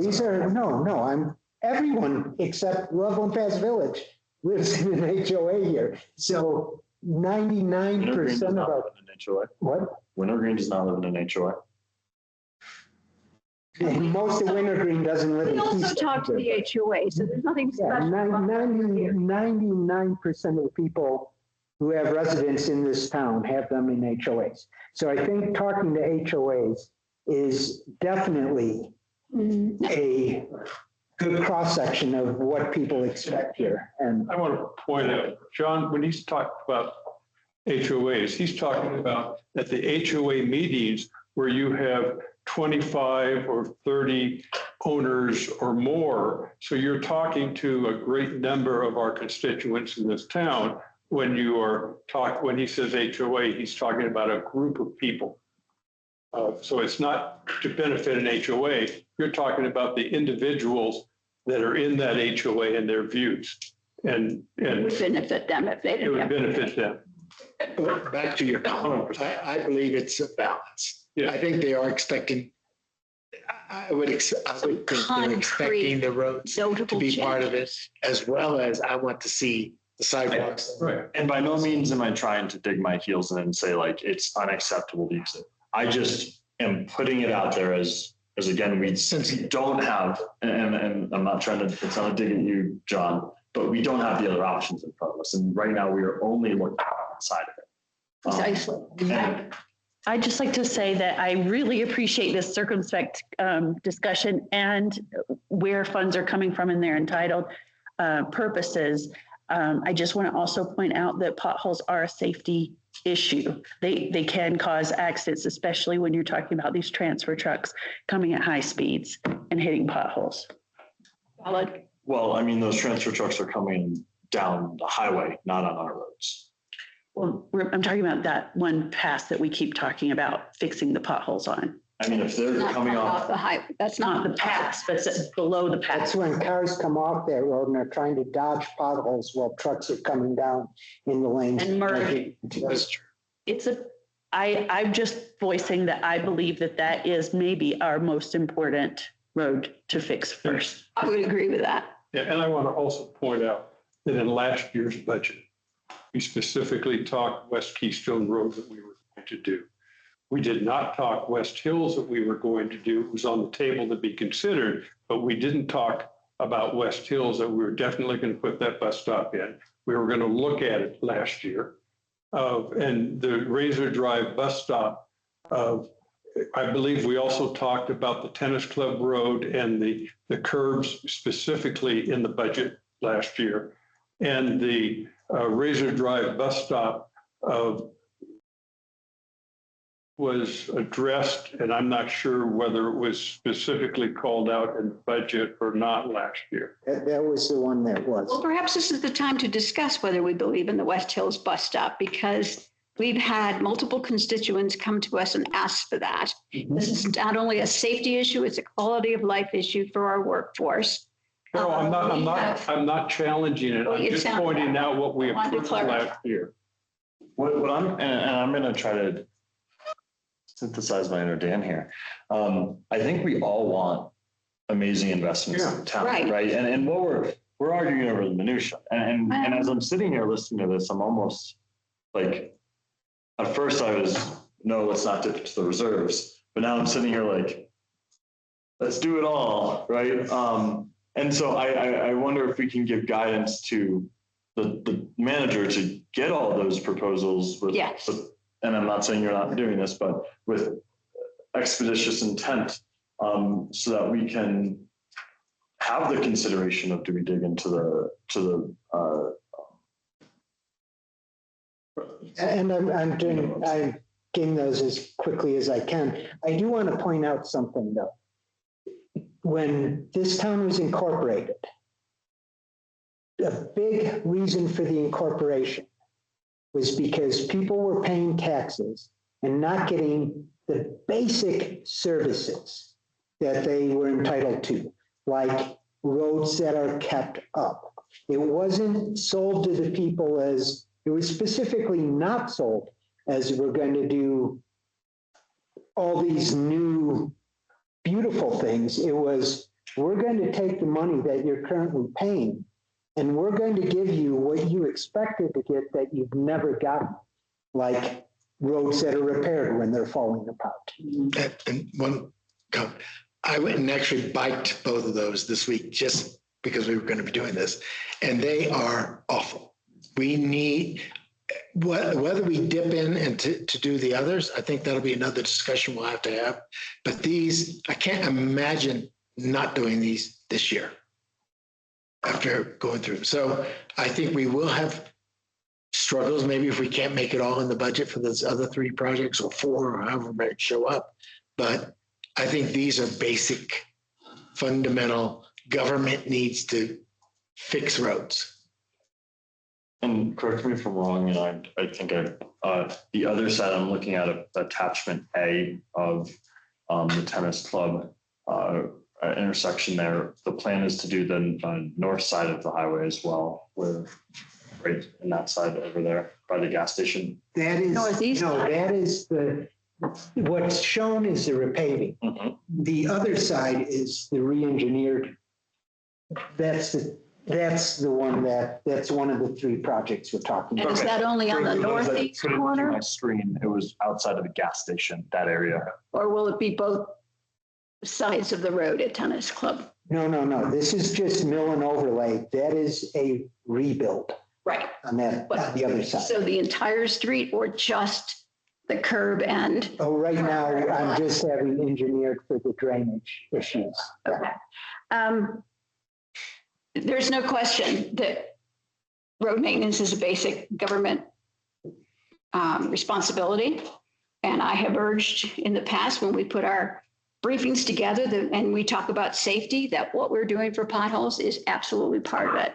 I was concerned though, when you opened this discussion by saying, when we do this, we may not have the money in the budget, without confirming the fact that, but we always have the opportunity to move funds from somewhere else. And I think that's what you're hearing, that there is interest. Second point, and I don't know if this is just misplaced, at the end of the resolution, this resolution we're talking about, Exhibit A is a list of. That's a cut and paste mistake. Was that meant to be a list of the roads we might be picking up, or is that from something else altogether? That's from something else altogether. Oh, okay. These are roads we currently pay for snow plowing. Okay, that is, all right. I was confused. That was just a cut and paste mistake. Okay. All right. Any other questions? Let's move on to the Summit County Outdoor Coalition Charter. Going to let our planner, Jess Hertzberg, take that. And I don't know if any of you read the Summit Daily News today, but they actually had a big article about this. Yes, so the Summit County Outdoor Coalition, or SCOC, was formed in 2023 as a regional partnership that was dedicated to collaborating on outdoor recreation, conservation, and climate resilience, all things that generally work towards sustainable recreation management. And so after this group was first formed in 2023, and primarily over the last year or so, the group has expanded in the number of members that have been involved, like Keystone. And also this group's structure and purpose has been more clearly defined. And so since Keystone has become a town and began participating in this coalition, the group has worked through charter updates, primarily to include Keystone and other new partners, and to establish this governing structure of the coalition. Noteworthy in the Summit Daily article, they talked about the strategic plan that SCOC put together. And this strategic plan goes through all of the different priorities that this group wants to accomplish together. And so tonight, council can discuss officially joining this group by charter. Staff has been participating throughout the last year or so with all of these updates. And this would be as both a partner in this group, which is mostly someone who stays informed, and as a steering committee member, which is a smaller group that aids in the executive committee in decision-making. The obligations and responsibilities for both partners and steering committee members are defined by the charter and summarized in the staff report. They are mostly about attending meetings and expectations for participation, and there are no financial obligations to participate.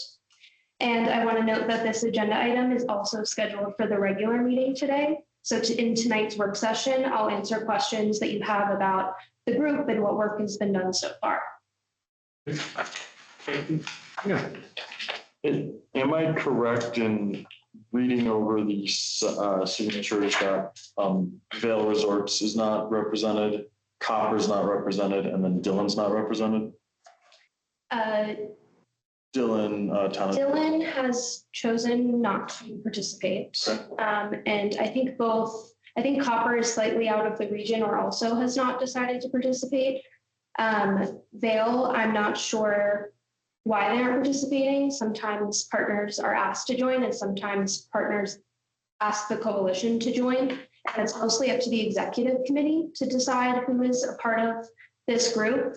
And so I don't have all of the background since there's been a good year or two before Keystone got involved. Okay.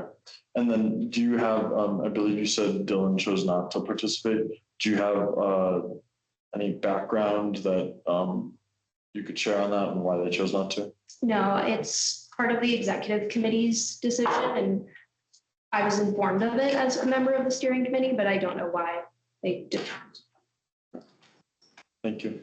Yeah, a couple of questions. I saw in the charter says we'll be obligated to initiate and support coalition initiatives. What does that mean? Sounds like we are required to spend money at some point. We are not. The initiatives are defined in the strategic plan, which is posted publicly on their website. Initiatives could be broad, like we want to promote better sustainable recreation management across the county and the surrounding land. Or it could be through several decision-making processes, willingness to participate in or propose a specific project.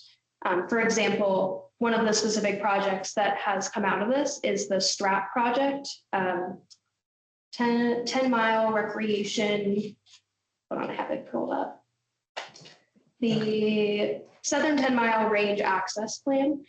This is like a project that mostly the town of Breckenridge and the Forest Service put forward into this group and said, we have funding, we have an environmental assessment done, and we have the entire plan and staff dedicated to this. If this coalition is supportive of it, we'd like to apply for an additional grant with the coalition support. I went through all the projects that are shovel ready as well as those that are proposed. I like them all. The only thing I just was worried about the words where it says initiate and support coalition initiatives. If that's just verbal, support, and that's not budget. Yeah, there's no financial obligation. And then I had, sorry, I'm running a few questions here. I saw on the website, it says also a big charge is climate resiliency. Their quote is climate change is the greatest threat to human rights in the 21st century. I'm worried about some of that stuff because that's a debatable one in our society. So when that's our number one, I mean, that was a big, bold. So I just want to make sure that not everybody agrees with all that. So just that point I wanted to make. I did want to comment that inclusion is a big thing. And when the way they define inclusion, I think that's great because they talk about we want people to access trails and all that. Inclusion is another one of those trigger words, but just to be careful. And what accomplishments have they done to date? It's been a couple of years. Have they executed some no projects? project's been executed yet. It took 2.5 years to really get this group together and define what their focus is. The idea was that there are so many different land management groups as well as like supportive environmental groups that want to do similar work. Way to effectively do that is to make sure everyone's talking to each other. Once that was established, they got to the point of defining priorities. And so this strategic plan with like projects that are ready to be implemented versus projects that need a little bit more time or things to consider in the future is step one. And I like the plans they have out there there's not a one that we shouldn't be helping with.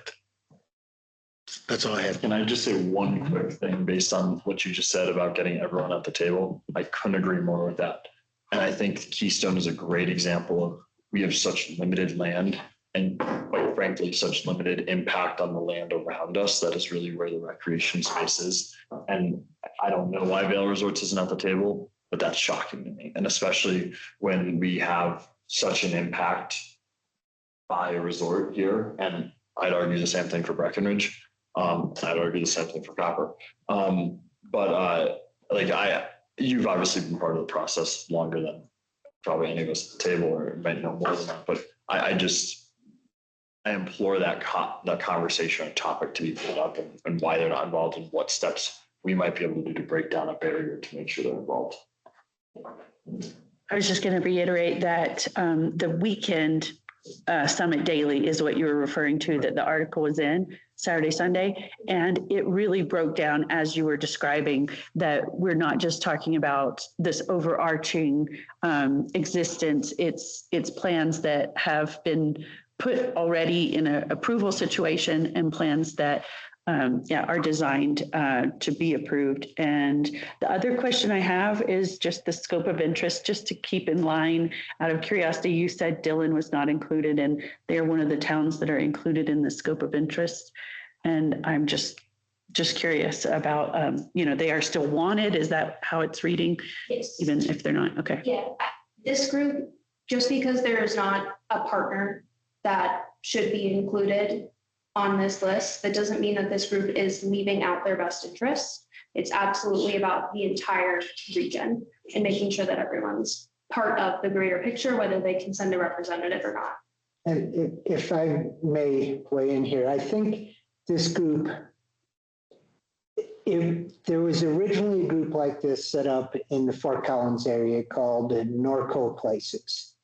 And then Grand County modeled Grand Places 2050 after that. And I was heavily involved in the Grand County one. And what it is it's really an opportunity for the local governments to sit with the national land managers and come together with a unified voice, which it's hard to sit down with the Forest Service and Parks and Wildlife at the same time. And this provides a forum for that where we can really talk about, okay, this trailhead needs improvements because it's our most popular trailhead. Or in Grand County, we started a volunteer trail ambassador program with support from the National Forest Foundation, where people were out at the trailheads making sure people had water, making sure they were going out with the right idea on how to treat our unique lands around us. A lot of times it is just reinforcing and empowering the nonprofits that have the volunteers that are there on the trails trying to assist and make recreation more enjoyable to the visitors and the tourists and all users of the trails.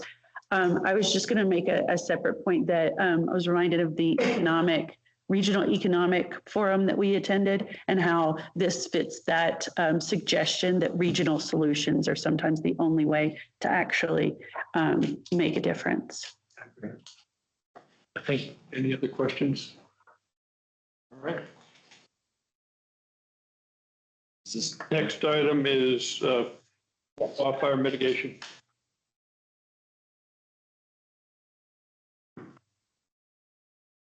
And this will be our Community Development Director, Drew Nelson, talking about this. This is in response to council requesting that we reach out to the fire departments and find out if there are ways to further strengthen our resiliency.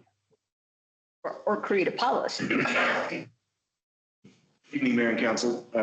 Just wanted to kind of go a little bit over the memo that was prepared for your packet, as well as some of the language that was included in a draft that we put together to kind of craft some language that would come back as a review for a future ordinance, should you see fit to move forward with that. A little bit as way of background, staff has worked closely with the Summit County Wildfire Council, our local fire districts, and other organizations, whether that be the U.S. Forest Service or things like that, to better understand projects that are going on throughout the region, specifically ones that affect Keystone. As part of your comprehensive plan, wildfire risk was specifically noted in there as significant in this particular valley. Obviously, we have all experienced the pine beetle epidemic in various ways, and certainly it's an item of concern. You can just look out the window and look at the piles that are ready to go away, hopefully soon, as concern for that risk. So one of the things that we thought would be helpful would be to identify portions of a nuisance ordinance, or portions that would be adjacent to the nuisance ordinance that you passed last, I think, May, that basically require people to address those nuisances when they're on their property. One of the things that we are also concerned about is critical infrastructure, and that includes water systems, it includes power lines, it includes our roads, it includes all of that stuff. And should wildfire happen, we want to be as prepared as possible for that. So forest management is a component of all of that. And the draft ordinance that is put together here does include provisions that would require property owners to address those issues as they come about. This also doesn't necessarily preclude any sort of nuisance being worked through with public agencies as well. So properties that may be owned as open space or things like that would be part of this program, so that we can go out there and really identify this stuff that people may not be monitoring because it's just an open space parcel. And they think that it doesn't necessarily need active management from time to time. So that's another component that we kind of evaluate as part of this. One of the other things that we've been concerned about, and I think a lot of communities in the high country in Colorado, is the effect on insurance rates that wildfire risk is having right now. In many communities, you're seeing policies get dropped for very valuable properties that are out there. So we wanted to make sure that this encourages people to take advantage of kind of marketplace dynamics that would encourage them to remove trees on their own, so that we're not seeing those diseased, dying, or dead trees or shrubs or woody mass material on the floor of the forest that really kind of builds on the fire risk. You all also passed the wildfire resiliency code a few meetings back, so this interacts with that as well. It encourages basically a fire mitigation plan or a forest mitigation plan as part of that evaluation whenever somebody's looking at either remodeling their home or doing exterior improvements or building a home in the first place. So we think these are all wise measures to take.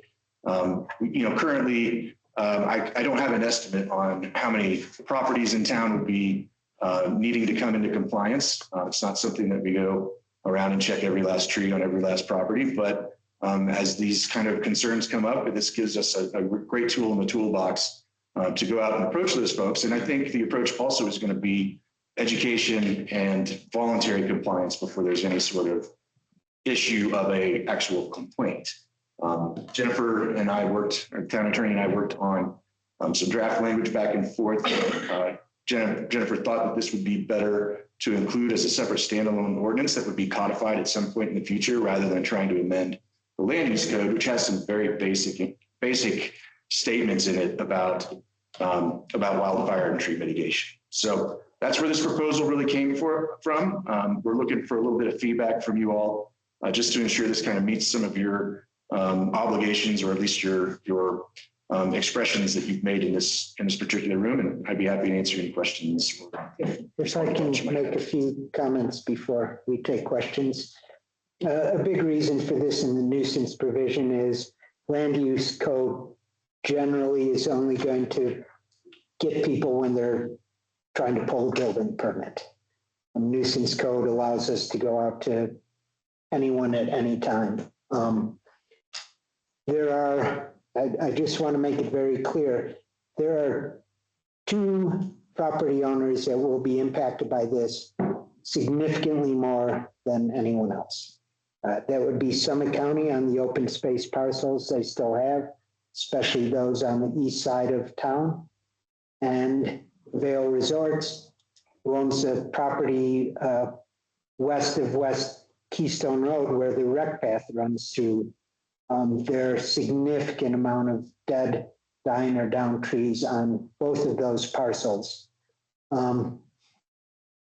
I hesitate, I absolutely am not speaking for the council, but one thing to consider would be, would council be willing to, and this would be a question after this was adopted, but it's something to keep in mind.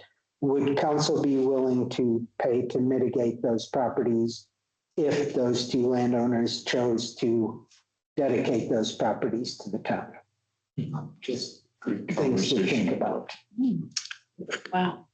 But meanwhile, if we do not ask for them to dedicate it, They're responsible. we have, what is they would just be part of this. They would be subject to they would have to clear. And then it's a question of whether they do it or not.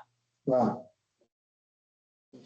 they do it. The enforceability of this is it's much greater as well, because it becomes a higher level of violation that you can actually go through a legal process to enforce, rather than a land use code that may or may not come into play. And I'm talking specifically about taking legal action, basically. And I did have the question about the county, because that's kind of where we are. There's a lot of that's mess. And do they have anything similar? Does the county have their own? They have stuff in their land use code. So it does this? They have stuff in their land use code, and I would view it as not as adequate of language as what proposing for this. It would be more difficult to enforce from our perspective. Now, granted, I don't know if they go out and enforce that individually. I've never seen them for the 5 years. Well, I've seen them when you had a major remodel in a house, for instance, over in Settlers Creek Estates. The fire department comes out, does an overall assessment, fire assessment, and to be able to pass inspection, the homeowner is required to meet the fire department's mitigation. Yeah, and the comment I'm making examples is, I'm just saying, is the big parcel between Ski Tip and the Alders is just a, Yeah. it's ready to go up with a match. And the county is responsible for that. And they, for the 5-6 years, I mean, they've never stepped foot in there that I know of. But anyway, so that was it. But the other one is, I was a little worried about a homeowner that we come up and say, oh, these 5 trees got to go. And it's, $1,500 a tree. Is there, I don't worry about Vail or the county, but I do worry about the individuals that may not have that $10,000 that month to go. And so what are we going to, what do we do? We fine them? Well, I think, again, there's a lot of education that comes along with this up front. And so if we approach a homeowner or an HOA and they say, well, we're struggling to get this tree removed, maybe there's some options that are out there grant wise or something like that we can assist with. In the case of wildfire mitigation, which is really what you'd be talking about, you have the Strong Futures Fund in the county. They can apply for a grant, which would pay for half the cost. I just wonder about there's also economies of scale too. So if a whole neighborhood gets together, they can look at that. I think, you can suggest to a homeowner that would you rather, pay whatever the going rate is for tree removal, or if your house burns down, you don't have an insurance policy and you're out the cash and value of all of that. So, I mean, there's market forces at play here too. And the actual cost, having gone through an estimate for removal of a tree of about this big around within 10 feet of a building that was diseased, I think it cost our HOA for just removing that one tree about $750. Yeah, our quote was $1,200. Yeah, depending on the tree. But that's one tree. Yeah, but in bulk, removing 33 trees and grinding the stuff was about 12,000, of which the county paid half. Now, back to the point though, I think it's very valuable to do something like this. I just want to be conscientious about the edges. If people have opportunities to, if they, cash flow issues or something, I wonder if they may not know that there are local funding options as well. I think we would treat this like we treat most of our laws. We try to work with the people first and help them. We do not want to be a community that is just writing tickets to people. We want to be a community that is helping people reach our common goals. And I just talked to a few HOAs, this was one of them, and people they will be behind this generally. That's what I was going to echo is the HOAs that I've attended, that when this comes up in conversation, they're discussing what they've already done and the ability to check further for what you aptly described in here. And what I heard at the Wildfire Resiliency Code meeting was it's fuel. It's wildfire fuel hazard. And so I just wanted to appreciate that we're keeping this in conservation and risk in conversation at the HOAs. And as for the open space and the land maintenance, I was just curious if those 2 parcels that we were talking about increases the connectivity, because that was something that we identified as beneficial if it increases the connectivity of the town. Well, it would, speaking for the west side, certainly, because it allows the town more adaptability, especially on the call that south side of the river, the social trail that's there now. If it were the towns, it could be better designed and maintained and repaired. And look, I'm not trying to hold up anyone you have to give us your land. I'm just saying. No, but if it is a burden to maintain at the standard of wildfire resilient, then we would be willing. So I was just putting it in with things that overlap, and we had already said that connectivity was a goal. So otherwise, I'm just appreciating that this is a part of the education of this and separating the code is helpful and beneficial. And those two parcels are already in the town, correct? Correct. It's just with the ownership of them, to Christie's point, we would be able to possibly look at trails or things like that that would build on that connectivity. Yes. Okay. And we can't right now because. What does firewood look like? I'm sorry. What does firewood look like? There's a specific exemption out there. Okay. There's a call out for it. Let me find it. It's in there. And then I kind of viewed when you were explaining this, and I was thinking about Keystone, two areas, right? The houses that are up to the forest and typically would have more trees that could be dead or dying, and then the apartment complexes, condo complexes that might have bushes and shrubs. And I know that it's a very generic comment, and not every single house would fit into that category. But is that generally like, it's not like we're, and I know the manager pointed out two areas that are high impact, but it's not like we're targeting just the folks on the edge of town or just the complexes on the inside. It will impact everyone more or less in equal ways. I think what we're trying to do out of this ordinance is to focus on the trees themselves that are dead, diseased, or dying, and the woody materials that's there. I wouldn't say focus on the individuals. I would say, or the properties. I would say let's focus on the trees themselves, because that's where the real risk lies. What I'm getting at is that we're not targeting specific areas, and we're not overly focusing on one area. And we're not approaching this from the other risks that hang out there too, like trees that touch buildings or within a certain distance or other things, unless there's another process that they're going through, like a building permit, where they would be required to harden the building or to, provide the mitigation plan as part of that. Yeah, I just brought those two parcels up because this would impose a significant financial burden, significant on those two parcels. Because those two parcels have a lot of fuel on them that has not been properly taken care of and maintained. Drew, thank you for doing this. When the mayor and I first asked for something policy-wise, I think my thought was education.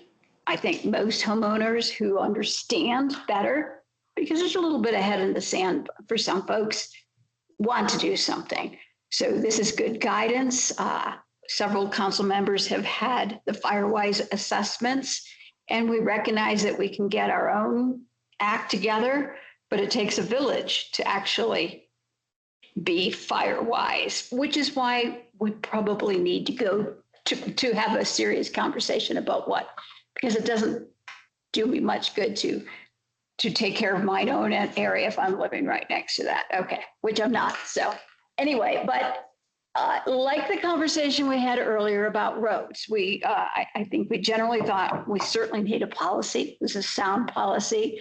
The devil's in the details. And I can't help but wonder, I know you're looking for early guidance. Do we move forward? But do you have an idea about who does the evaluation? Who decides? Who reports? Is there a clock set once you've identified a piece of land that has a problem? What is the enforcement mechanism, and are there county resources?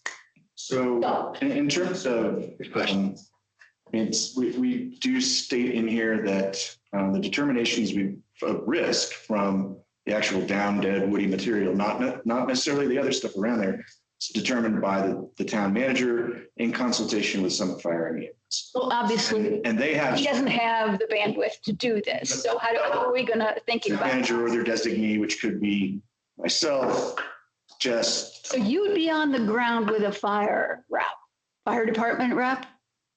If only there were dead and dying diseased trees. That's all that this. I know, but they're everywhere. You know, there. So do you anticipate doing a survey through town? I do not anticipate going to that extent to start. And in terms of, I don't believe, I think what we're going to try to do is work with some of the larger, more clear risk or clear areas of risk, rather than searching every single property and identifying every tree that needs to be removed immediately.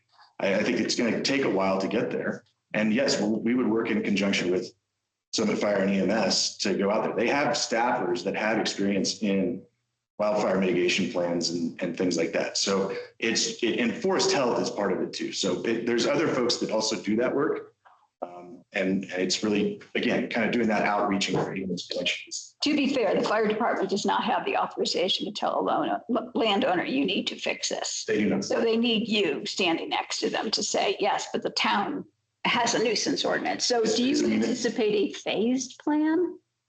I mean, what are you thinking of after these first big blocks? I think it's working with HOAs as well. I mean, there's points of contact where then you can get economies of scale out of multiple people coming to the table, identifying it for them and giving them an opportunity to self-correct rather than us going out and issuing. I absolutely agree. But if nothing happens, what about the questions about, will there be a clock? Do we say, wow, we're going to give you 3 months, 3 years, and then we'll take enforcement action? What are your initial thoughts? I didn't see that in the nuisance ordinance addresses that in terms of timing. Maybe you could And help us remember. let me find it here. Well, and to tell the truth, case by case, it's, if it's someone who definitely, if it's a few trees on a small parcel and they are completely digging in their heels and absolutely refuse to do it, this is my property, I like the dead trees, they're going to be treated very differently than someone who's going, I'm putting together a plan, I'm reaching out for grants, I'm working, if they're moving forward, we're going to treat them differently than someone who is unwilling to move. I think that's valid, and I don't think our objective should be to go after every small property owner. I agree with your concept about going over at the larger land masses, so to speak, but I also think that rather than saying, okay, we're just going to focus on them first, I think the opportunity to educate everybody is really potent. A lot of people will take actions without you ever telling them to do so if they better understand. So just to answer your original question about timeline, in the nuisance ordinance, it says whenever a nuisance is found, to exist within the town or within the town's jurisdiction, the town manager shall demand that the violation is corrected on or before a date and time certain, which shall be a reasonable time to correct the action, and in no event less than 5 days from the date of notice. So in terms of your specific question about when a notice theoretically would go out, it'd be kind of within that 5 day window to correct. But at the same time, there's so many more opportunities to educate prior to that. There isn't anything in here that says they have to get a notice of violation. It's really more just that education piece to say, hey, look, Yes. we see that you have dead, dying, and diseased trees on your property, woody material that's gathered on the ground. We have this ordinance that would be theoretically in place. You may want to clean that up before you get issued a notice of violation. I want to appreciate. So I was going to say, kind of like our noise ordinance, the best way to enforce it is to say, we have a noise ordinance, you guys need to keep it down, rather than. Yeah. And just start that conversation. Right now comes from our original base nuisance. Yep. Okay. I just want to appreciate Councilmember Kerr's notion that there could be a phases. And if we wanted to, and the reason is because I love that we're starting not just the conversation and the ordinance or the regulation. It's an ordinance. Thank you. It's that in the wildfire resiliency code, when they were establishing that code, lots of concern was about the enforcement, because who does that fall onto? And I completely agree. As going back around to the HOA conversations, as soon as there's mention, usually there is efforts put toward fixing and removing the dead, the fuel for the wildfire. So my recollection of the resiliency code is that it really only comes into play if you're either remodeling or building a new structure. And then at that point, you have to do the fire zone mitigation plan and all that other kind of stuff. So really, it's only when that homeowner is taking action. At that point is when we, as the community development department, Jess and I, we're looking at their plans and say, okay, where's your fire mitigation plan? Because those sets of plans also go to Summit Fire. So they get to take a peek at it as well. Then it goes off to the building department. The building department has a responsibility and all that too, because they understand the materials for the hardening piece more clearly than what we do. So there's like 3 different levels of interaction and all of that for the resiliency plan. Again, different than this. I think the 2 things work kind of hand in glove together as somebody brings something forward to the table, or if there's an existing nuisance. Carol? If God forbid some forest fire should break out on our wildfire urban interface, we need to be able to know that we did what we could. I think this is incredibly important. At the same time, I urge that we not make this just a good idea that doesn't have some element of enforcement, because it kind of undermines the whole town by doing that. Which is why, if I may say, I'm not in favor of implementing this on a phased approach. Formally, I want everyone to feel a sense of urgency. I agree with that, but he was talking about his timeline for where he could get to. Yeah. That's what I was The referring way informally, to. it'll be phased, Of it. but Any other questions? John? Thank you. And this is more for our town attorney. How do we isolate ourselves from legal liability if, and I don't want to misquote the manager here, but basically we're treating people differently based on non-spelled out criteria. Risk. Well, I think that, one, really legal liability applies to protected classes when we're treating people differently. And I haven't heard anything about protected classes here, and that's like race, gender, but also it's a reasonable to enforce on properties that have the condition. A lot of communities do not go out and look for nuisances. They wait until either somebody reports a nuisance or they identify, and if there's a property where it's easy to identify that a nuisance exists, it's reasonable that you would go and talk with that property owner and say, we have a code, here's a code, this is what the requirements are, and you need to comply. And it's going to cost me $20,000 to remove the trees from my house. And so I've determined it's going to be easier to sue the town for $5,000 because you let them keep their trees up for a little bit longer. We have governmental immunity. I really have never heard of a case like that. I'm just, and I have this concern because I know when we do quasi judicial, there's the concern of like the legal aspect.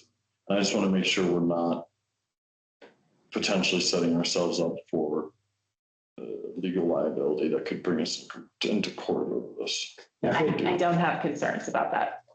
it's like sometimes the police let a speeder go without a ticket, sometimes they write a ticket. Great analogy, thank you. Quick last question. Is there any mountain municipality that has a policy like this? Yeah, there's others here in Summit County. Blue River has one, actually.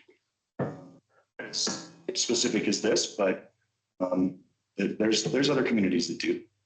I would also say this is very common because think of if you have a dying tree next to a neighboring adjacent property owner and the one owner doesn't do anything about a dying tree or a dead tree, it could fall on the house and really cause significant damage. Most towns have, which is not maybe for wildfire. Right. Last question. No. Carol. That was a thumbs up. Give him a thumbs up. Oh, Anticipating your next question. Let's move on to the next topic. I think you have your guidance. Habitat for Humanity. Our Deputy Town Manager, Maddie Sewell, will be discussing this with you. All right, good afternoon, Mayor, Town Council. My name is Maddie Cielo. I'm the Deputy Town Manager. Today, we are bringing back the discussion of the Soda Creek project with Summit Habitat for Humanity. And just as a reminder, this is a project based off of an MOU that Habitat has with Summit County to develop 5 workforce housing units in Summit Cove. We talked about this earlier this year and passed a resolution in February conditionally committing $250,000 to the Soda Creek project via the passage of Resolution 2026-06. And that was based on 3 requirements. The first one was that all project funding was secured. The second was that construction commenced prior to disbursement. And the third was the placement of a deed restriction prioritizing a worker employed within Keystone's town boundaries. So in reference to these requirements, this is just a little bit of an update to where we're at and also a question to town council about how we'd like to move forward. So in terms of project funding, we've got this letter attached with the staff report that details the funding that the Habitat has secured. So they do have all of the project funding secured that they need to move forward. On the second item related to the commencement of the construction, they are ready to begin construction as soon as they get the final approval on their permits. And that could be as soon as the coming weeks. And then the final thing is a deed restriction prioritizing a worker employed within Keystone's town boundaries. So when Summit County brought this to the Board of County Commissioners, they made a request that we consider expanding the deed restriction to include employees within the Snake River Basin. So that would include expanding it to areas like Arapahoe Basin ski area, some businesses in Summit Cove, businesses in Dillon Valley, for example. So staff believes that modifying this deed restriction priority to encompass individuals working within the basin does slightly broaden the eligibility beyond those strictly employed within the town of Keystone, but it still keeps the benefit focused on our workforce. We'd also like to note that our regional workforce is very fluid. Many employees move between employers over the course of a year or between seasons. So if we support access to stable housing for people within the Snake River Basin, that could contribute to having those people be able to be employees in Keystone in future seasons. The second kind of note here is that deed restrictions aren't recorded until platting is complete. So the staff recommendation to meet this requirement is to use a development agreement outlining the applicable deed restriction prior to any of our fund disbursement, regardless of what council's direction is this evening. So council kind of has a couple choices moving forward. You could either be amenable to Summit County's request and say, yes, we would like to expand the deed restriction to be eligible to those working within the Snake River Basin, or you could choose not to and see what Summit County's response is. And then we do also have Lena Lesmus here, one of the co-directors, interim directors of housing from Summit County government, and she would like to say a couple words about the project as well. Thank you, Maddie. Good evening, Mayor, members of council. Thank you for having me tonight. That was a great introduction by your staff. I don't have a ton to add to it, but I am here available for questions. Maybe the only thing that I can add, this is a partnership, as you know, with Summit County Habitat for Humanity. We've been in this partnership since 2022. The county is prepared to move this to the next level. We did contribute the land to the project. The project went through a rezoning effort in 2023. It's gone through a site planning effort a few times now, because there's been some amendments. And as Maddie mentioned, they have submitted for building permits. They're almost ready for issuance. We've made some last minute changes and those should be ready for issuance soon. So the plan is for Habitat to break ground this year, and for us to go vertical even hopefully this year as well. We have prepared a development agreement, as Maddie mentioned. That would be the next step. So the development agreement right now, as it's contemplated, would be between Summit County government, Habitat for Humanity, the town of Keystone, and the town of Dillon, because you guys have all offered or moved to contribute money to the project. The town of Dillon is contributing $500,000. You guys have agreed to contribute $250,000. And those are all huge contributions to a $3.5 million construction project. I think all the changes are outlined in the memo that was provided by Summit Habitat as to the fundraising. Summit County has budgeted $1 million in 2026 to contribute to this project. The way it's currently set up is about half of that is a contribution and the other half is a loan, just depending on how the funding continues with Habitat for Humanity. Right now, they think they can cover the gap, but right now there is still a gap, so we are prepared to step in. But anyway, I am here to answer any questions that you might have of Summit County. That's really all I have for you right now. If I may continue a little bit, this is a one-off question here, but I think underlying it is really, how do you want to see our housing program going forth in the future? Should it extend beyond the borders of Keystone? And I think that's a really good option because, well, a few things. We're very limited on land and what we can build here going forth in the future. So I anticipate eventually we're going to have to be investing, just like we are now, in projects outside our town boundaries. And it also has to deal with collaboration. Or should our housing program be seeking collaborative projects with other communities in the county going forth? And the third question is, do we limit the benefit to just here, knowing that our workforce is so fluid and flexible, and understanding that helping someone get a home in Dillon Valley could very well result in that person working in Keystone, where if they have to move to the other side of the county, we might lose someone who is a town of Keystone worker in the future. Those are just things to keep in the back of your head. This is really only a one-off request. Why don't we just move around? Sure. Thank you. Thank you so much for the context. You did a really good job of presenting that versus some articles I've read about it. So thank you. One of the questions I had for Lena is the elimination of the storage building. I distinctly remember when we were initially talking about this, that was presented more or less as meeting like the livability needs of our people that live in the county, right? Bikes, skis, outdoor recreation equipment, that kind of stuff.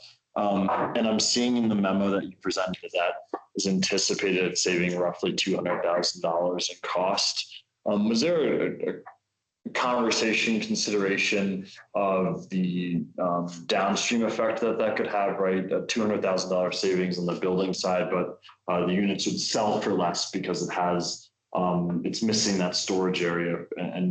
And do you think that the units will still be able to serve as a livable long-term solution versus a transient short-term season or two solution for people?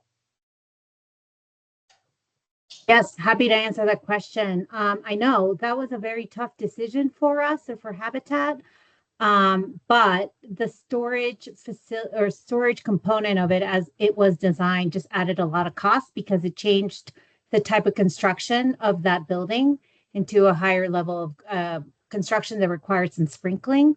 And so it was a tough choice, but it was one of the things that got eliminated to save costs. Having said that, I mean, it is a pretty small project. And I do think that in this county, for better or worse, it is going to be somewhere that's livable and that people are going to desire to live at. It's a great neighborhood, as you guys are aware. We are contemplating adding some sheds to the project to mitigate for that loss in the storage space. But yeah, that was an unfortunate decision. And unfortunately, those things are trade-offs that sometimes have to happen in projects like this. I don't think we're going to lose livability necessarily, but it's a good point, and it was something that we had to just eliminate from the project. It was going to add too much cost in terms of construction. Totally. And the sprinkling that you mentioned, is that because of a certain square footage threshold? Sorry, I didn't hear that very well. It had to do with the type of construction, that it was getting kicked into a higher level of cost of construction because of building code factors.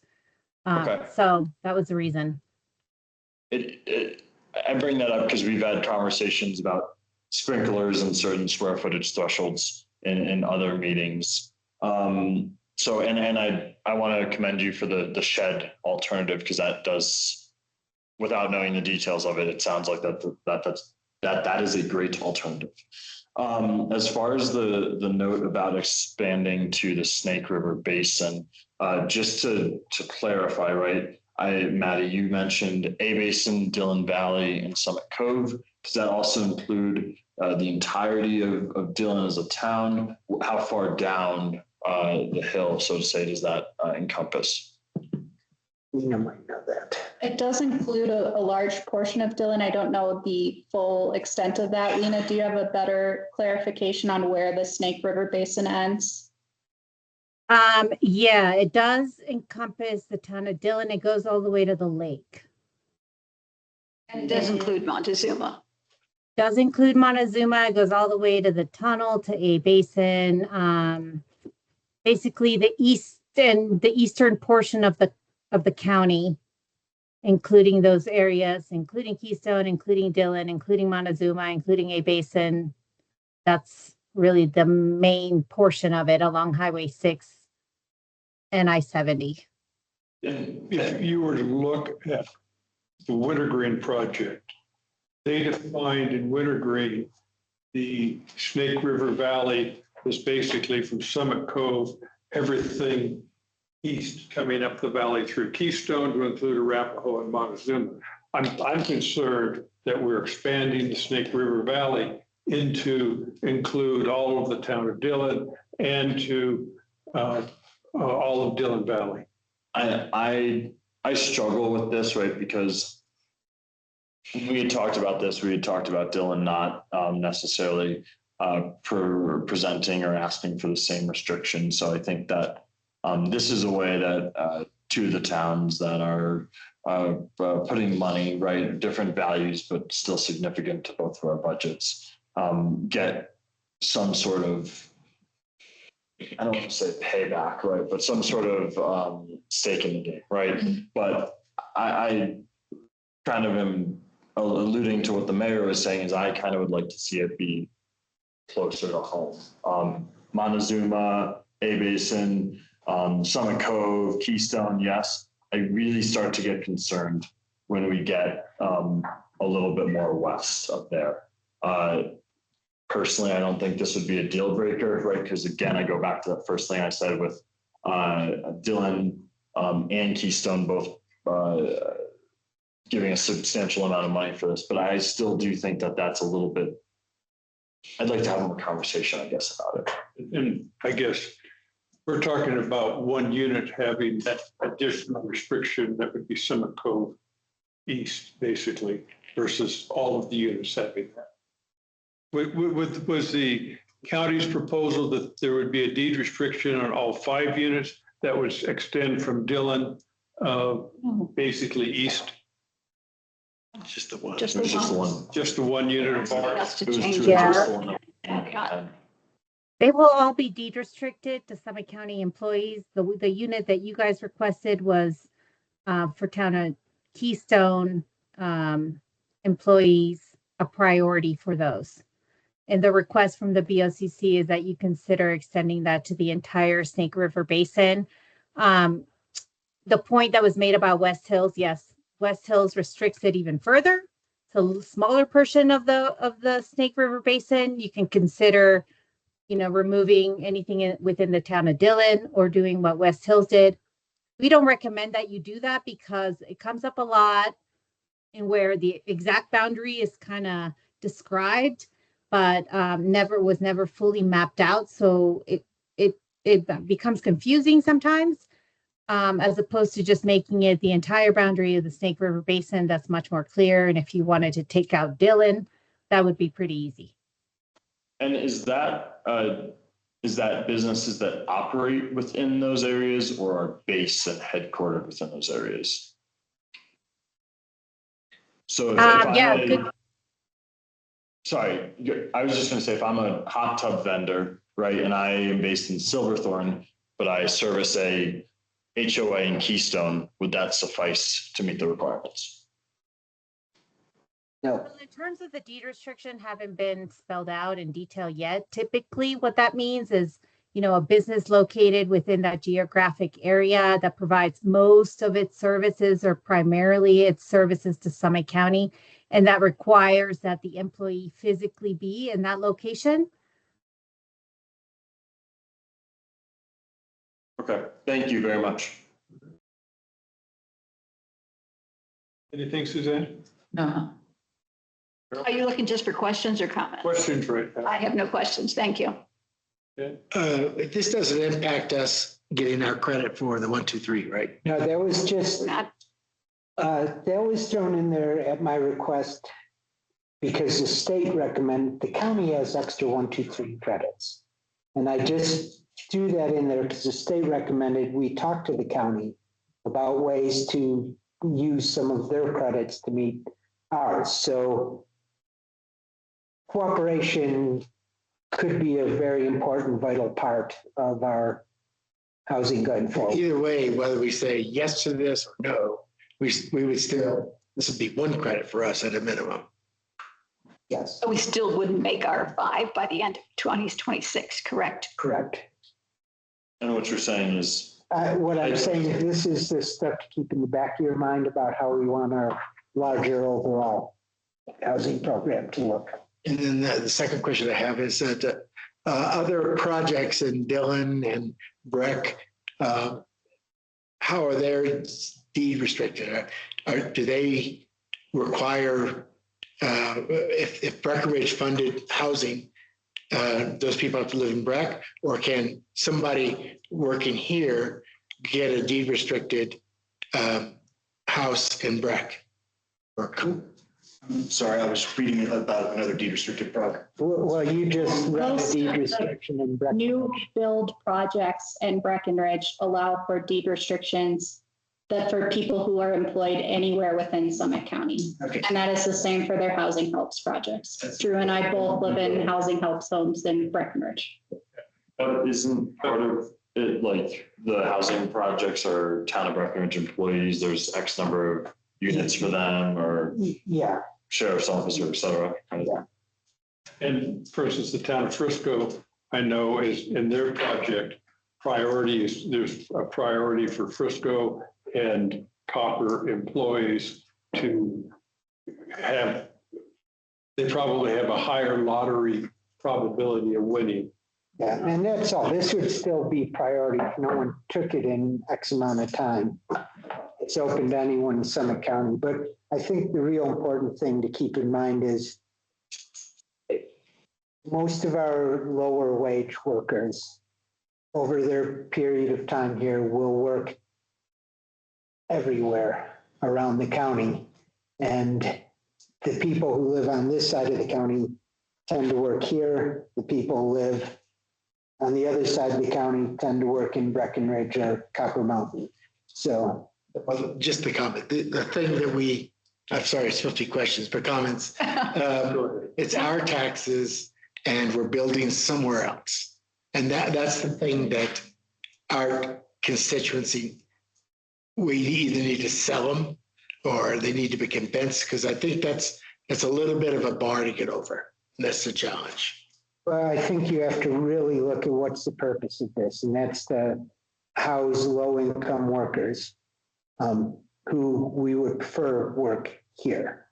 And if we want to limit our housing program to just the borders of Keystone, we're not going to be able to produce, or just what Keystone can fund on our own. We're not going to be able to produce the amount of housing we would in conjunction with other jurisdictions, or if we're extending like this, we're building in Summit Cove for crying out loud in conjunction with other things and other entities. And as such, we have to understand that there's give and take when we're forming collaborations. I don't think, can I comment also? Yeah. Comment, I'm sorry, Trump. I don't think that necessarily it's against building outside of our bounds. It's against building outside our bounds without guardrails to prioritize our community over others. To be kind of blunt.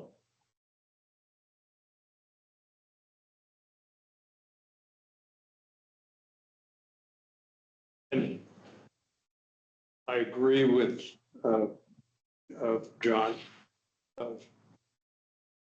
Prioritization of the workforce that works in our community, or even the basin, since we are already de facto, given the relationship between the Arapahoe Basin and Vail Resorts in the Tennessee. We're already housing those employees. Wintergreen Apartments were set up with the same thing. Again, Summit Cove East. The question is, how far do we want to go out? I think the town manager, I'm going to speak both sides of my mouth now. I think the town manager made a good point about Dillon Valley, which is largely home of a lot of our low-income workers. And there's not a lot of businesses in Dillon Valley. There may be some thing to say expanded into Dillon Valley. I think going all the way into Dillon is probably a reach. But that's just my thought of what everyone's, I think, had a chance to comment. Question. Yeah. Do you have a comment? Comment? Yeah. Go ahead. So I was rather put off by the idea that they would ask us to relook at a decision we made with a lot of intent and a lot of discussion. Our agreement to commit $250K to this project is diverting Keystone housing funds outside of our jurisdiction. While we had originally determined, as my colleagues have said, that it's our responsibility to put Keystone community members first. 2 of 4 points. Second of 4 points. We know that Habitat for Humanity has the commitments needed to move forward. So our decision, one way or the other, is not going to change that unless the county reneges. 3, No, because point of correction. Yeah. That includes our commitment. I know. Oh, I'm not. No, but they have come back and said, would we reconsider? They didn't say that they were not going to keep their commitments on the table. No, the financial. They have the finances with our commitment. That's what I said twice so far. Okay.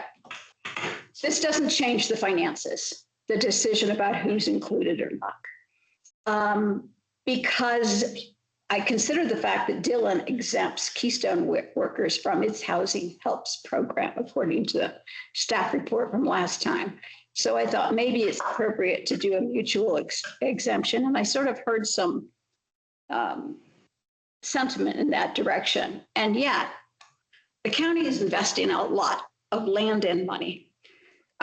We are inspired by a county-wide belief that we're all in this together. And I think Maddie has the winning argument that our workforce is geographically fluid and you don't know who we might be helping down the road by increasing this beyond our Keystone town limits. So I think first option might be that if the Summit Cove and Dillon Valley and East was the standard for wintergreen, then that seems very reasonable as a standard for I this. don't think it's the standard, and I will ask. Could you clarify once again what that standard was? I believe the wintergreen requirement as well as the West Hills requirement, initially that requirement was supposed to be those working in the Keystone PUD. The community came back and said Summit Cove East, and the county adopted that. I want to weigh in here. Sounds good. There's maybe 7 people employed in Summit Cove, Right. and there's a basin. Right. There are no employers up in Montezuma. There are no other employers in that. There is in Montezuma. Wait, what about the school in Summit Cove? No, that's true. Yeah. So what is what are you trying to say? What I'm trying to say is expanding the boundary for where they can be employed to Summit Cove really doesn't make any difference because it's still Keystone is where all the jobs are. Okay. So we've always said that if no one Keystone took it, then it'd be open up for anybody. Yeah.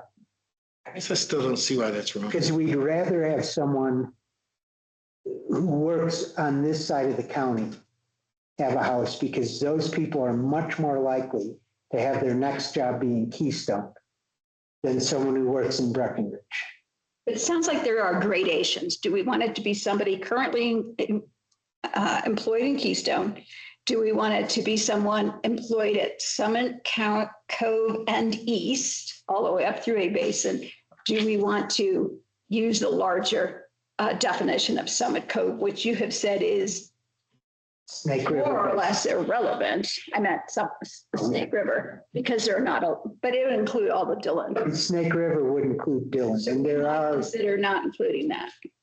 We might consider not including that, but there are a lot of people work here in the winter and work in Dillon in the summer.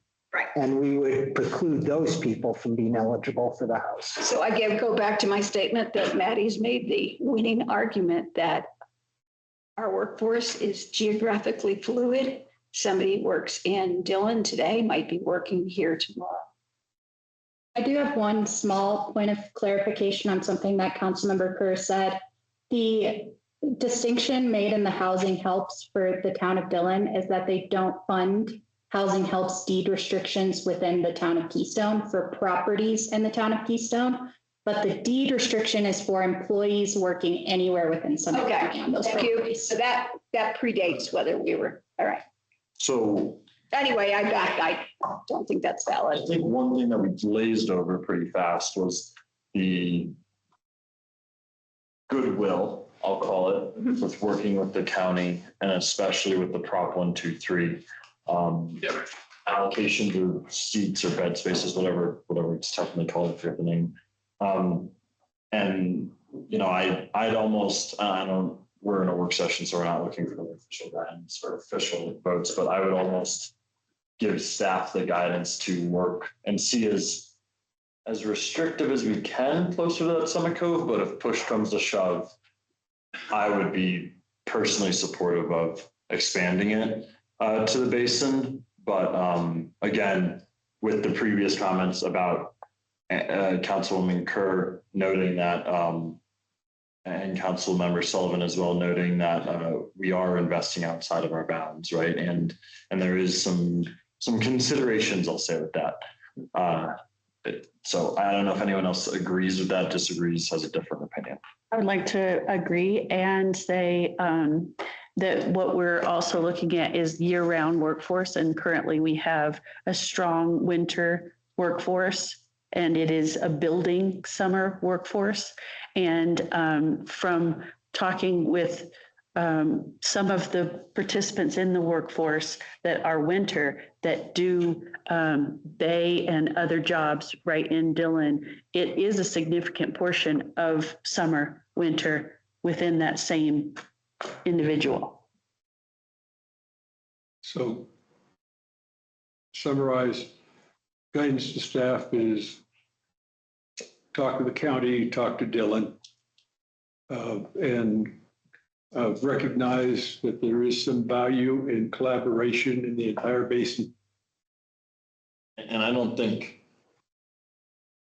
anyone has a problem with A Basin. I don't think anyone has a problem with Montezuma. I think we want. Yeah, and it was more or less kind of honestly an oversight by not having that original. Exactly. But where the problem comes is, or the not problem, sorry, more of the concern is more west of Summit Cove. Yeah, see, what I would like to see if Dillon would be amenable to take a couple of units that Dillon is funding and put the same restriction on those that would include Dillon and everything east. Oh, back to the geography. Wait, you think that Dillon should add a caveat to what they've committed that would specify Dillon and east to include Keystone? Yeah. I think we can't make our decision based on. No, but I'm saying give you the latitude to go negotiate the best deal you can, given the concerns of council. But that would include talking to Dillon, seeing if there's anything. And I think it's a good example to set for Dillon at the very least, that maybe not on this project, but on future projects. Let's operate as basin. I think that's a wise approach, because right now they've already committed without any caveats. And it gives a clear boundary instead of this, movable boundary. Any concern? The one question, have you spoken, well, maybe we have the county, Lena, the idea that Dola brought up? Not yet. Okay, because that would make us feel real good down the road. If they would work with us on our 1, 2, 3. We have not talked about that yet, but I think Councilmember Hagnell brought up goodwill can go a long way. Goodwill is the point, because that one credit we might get now is not going to put us over the requirement, right? You've already said that. Do you have enough to go on? It's now 8 minutes to council meeting. Any issues with codification or, well, we can do the software intergovernment agreement during the council meeting and slip codification to the next meeting. Are there issues with codification? No, you just want to, it's just a discussion of the approach for codification.